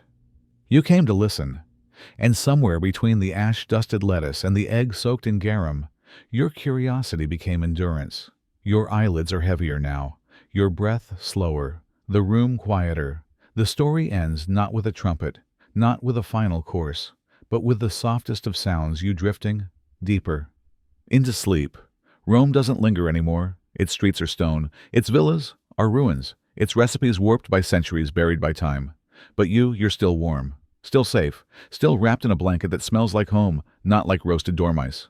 Because you made it through every myth and morsel, through the contradictions and curiosities. And now, as the last words float gently into silence and your body begins to surrender, let go. Let the feast fade. Let Rome slip back into history. Let sleep carry you where garum never could. Because Rome is gone, but you are still here. Next, let's leave the past behind and settle into a cleaner, quieter now. No more scorched fat, no more spiced vinegar wafting through the air, no more metallic wine coating your tongue, or acidic burps breaking the silence. Only the quiet hum of night now. And your breathing, slow, steady, no longer interrupted by surprise ingredients. The feast is gone. The noise has stilled. The room around you is calm, gently lit, softly shadowed, wrapped in comfort. You're no longer surrounded by slaves balancing trays. No more noble laughter masking discomfort. No more tension beneath every bite. Now it's just this. A quiet space. A peaceful body. A warm blanket that smells like cotton, not like fermented fish sauce. You lie there, eyes closed, but mind still gently turning. The weight in your belly is still there, but softer now. Not painful, not protesting. Just a dull memory of a meal too much in a time too far. You touch your stomach and smile weakly, wryly. It made it through, and so did you. You remember the laughter, the strange textures, the odd stares across the table, the way you chewed through confusion and swallowed history with every awkward bite. It's fading now. The smells, the taste, the shock, like incense drifting through a temple, heavy at first, then lighter, until only the suggestion of it lingers in the air. You made it through. You earned this stillness, and for the first time in hours, maybe days, you don't feel like a guest trying to survive. You feel like yourself again, safe, soothed, tired. A single thought slips through your mind, soft as breath, I made it. And maybe that's all sleep ever needed. Not comfort, not stories, just the proof that you've endured, that you lived, that you kept going, that your heart's still beating, even after a Roman dinner. So you let go. You loosen the final thread that tied you to that ancient world. You exhale, and with it, release the last hint of garlic, of garum, of guilt. You are here now. No more torches, no more gold plates. Just a bed, a blanket, and the sound of your own soft survival. Because sometimes nothing lulls you to sleep quite like staying alive. And even if Rome disappears behind your dreams, its questions linger still. In that gentle place between waking and sleep you begin to drift, through shadows, through silence, through the ghost of an empire. The feast is long gone. The belly no longer aches. Even the memory of garum has grown quiet. You walk, or maybe float through what remains, crumbling walls that once echoed with laughter and excess. Broken platters, tipped goblets, scorched stone ovens that no longer burn. There's no more heat, no more hunger, only the cool breath of time brushing past your skin like mist. A column leans slightly wrapped in ivy. A silver spoon, bent and tarnished, lies half buried in dust. A bench stands, missing one leg, forgotten beside a table that fed kings and beggars alike. You don't need to eat here. You don't need to run, or hide, or endure. Here you're just a presence, a whisper of thought moving gently through the remains of something once vast, and flawed, and deeply human. There's no one else, no hosts, no slaves, no nobles feigning delight, just you, and the echo of lives lived too large. A wind stirs, soft, dry, smelling faintly of olive and ash. It doesn't sting, it doesn't demand, it just is. You pause near a cracked amphora. Once it held wine, now it holds nothing. But that nothingness feels comforting. You breathe, and in the breath there is peace. You are no longer there. No longer seated at a table of 10,000 flavors and 10,000 risks. No longer navigating forks made of bone and customs carved in pride. You're here, in this moment, in this softness, in this quiet. And as the ruins blur into dream and the dream softens into sleep, you smile. Because Rome, with all its grandeur, all its decay, is finally behind you. It can't hurt you now. It can't impress you either. It can only rest as you do, under the same moonlight tamed by time, held in memory, and finally, still. You're not there anymore. You're here, clean, safe, alive. You're not in Rome anymore. There is no garum in the air, no wine laced with metal, no sour milk disguised as dessert. There are no voices urging you to eat more, to prove yourself, to impress the person beside you. No nobles watching, no slaves waiting, no whispers about honor on a silver spoon. Just this: a bed, a blanket, a room that smells faintly of laundry detergent, and quiet. You lie on your side. The sheets are soft. The pillow catches your cheek just right. Outside, maybe there's the hum of a fan, or the soft ticking of a wall clock. The kind of silence that isn't silence at all, but comfort disguised as background noise. There is nothing expected of you now. No stomach to stretch, no strange sauces to swallow, no ancient customs to endure. You are free to rest, free to be still, free to choose. And maybe that's the difference. Because in Rome, everything, even dinner, was a performance, a duty, a power game. But here, in your own space, wrapped in clean sheets and unjudged breath, you get to simply be. No applause needed, no raised cups, no golden goose liver. You have made it through the feast, through the fog of fermented fish and spoiled dreams, through the illusions of glamour, tradition, and excess. And now you're home. Not the kind carved from marble, but the kind built on stillness and peace, and the soft luxury of a quiet night where no one needs anything from you. You shift slightly, and your body remembers it's okay to relax. The danger has passed. The dinner is over. And you dear sleeper, you are safe. Rome is gone, but you remain. Not conquered, not consumed, but calm, and finally full, in the right way. You've left the empire behind, and that truly is the best part. The lights dim, the breath slows, and the story fades. You take a deep breath, and for the first time in what feels like hours, there is no scent, no garum clinging to the air, no smoke from overcooked meat, no sharp vinegar, no sour milk, just air, cool, still, empty in the best way. You open your eyes slowly. There's no flickering torchlight, no shadows moving from guests, or servers, or watchers in silk robes. Only the faintest glow of a lamp, or perhaps the early morning sun, filtered through a curtain.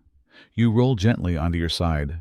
No elbows, no crowded feast, no sudden clamor of laughter that isn't yours. It's just you. One heartbeat, one blanket, one breath, and that's enough. You're not being asked to impress anyone tonight. No rare birds, no dishes covered in ash, no golden sauces, no twisted customs. There is nothing trying to prove anything here. No echo of power games, no social climbing over bitter leaves and raw seafood.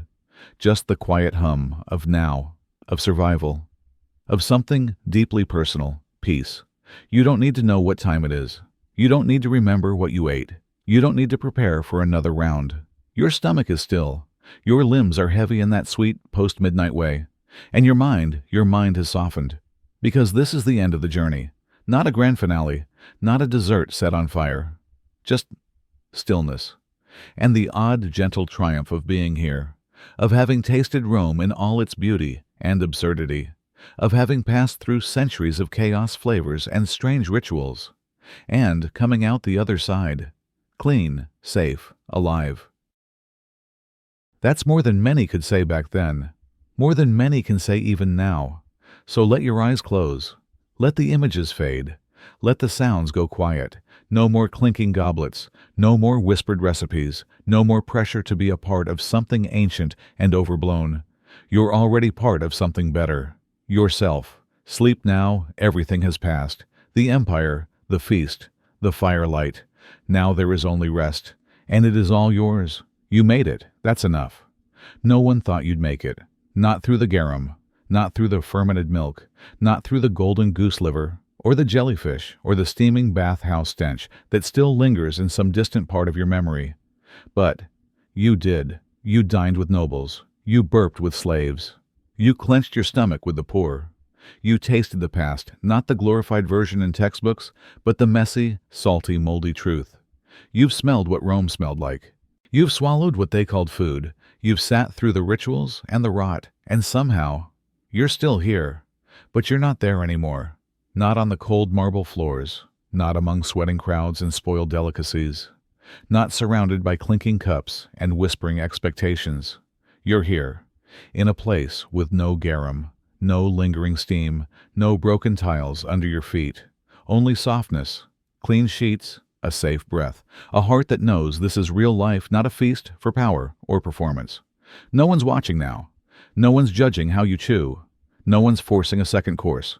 You are no longer a guest at the table of emperors. You are the owner of your breath, of your rest, of your silence. The cold stone has been replaced with a warm bed, the heavy stairs with nothing at all, the aching stomach with the rhythm of a body slowing down. No more steam, no more voices, no more cold stone, only blankets, only stillness. Only you, fading gently into the night.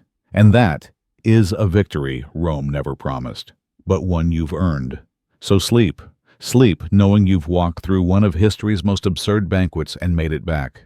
Sleep knowing the empire fell, but you stayed standing. You are clean. You are safe. You are alive. And now you are gone. Not into war, not into fire, but into sleep. Let it take you. Let it hold you. You've survived Rome. You've come home. Good night.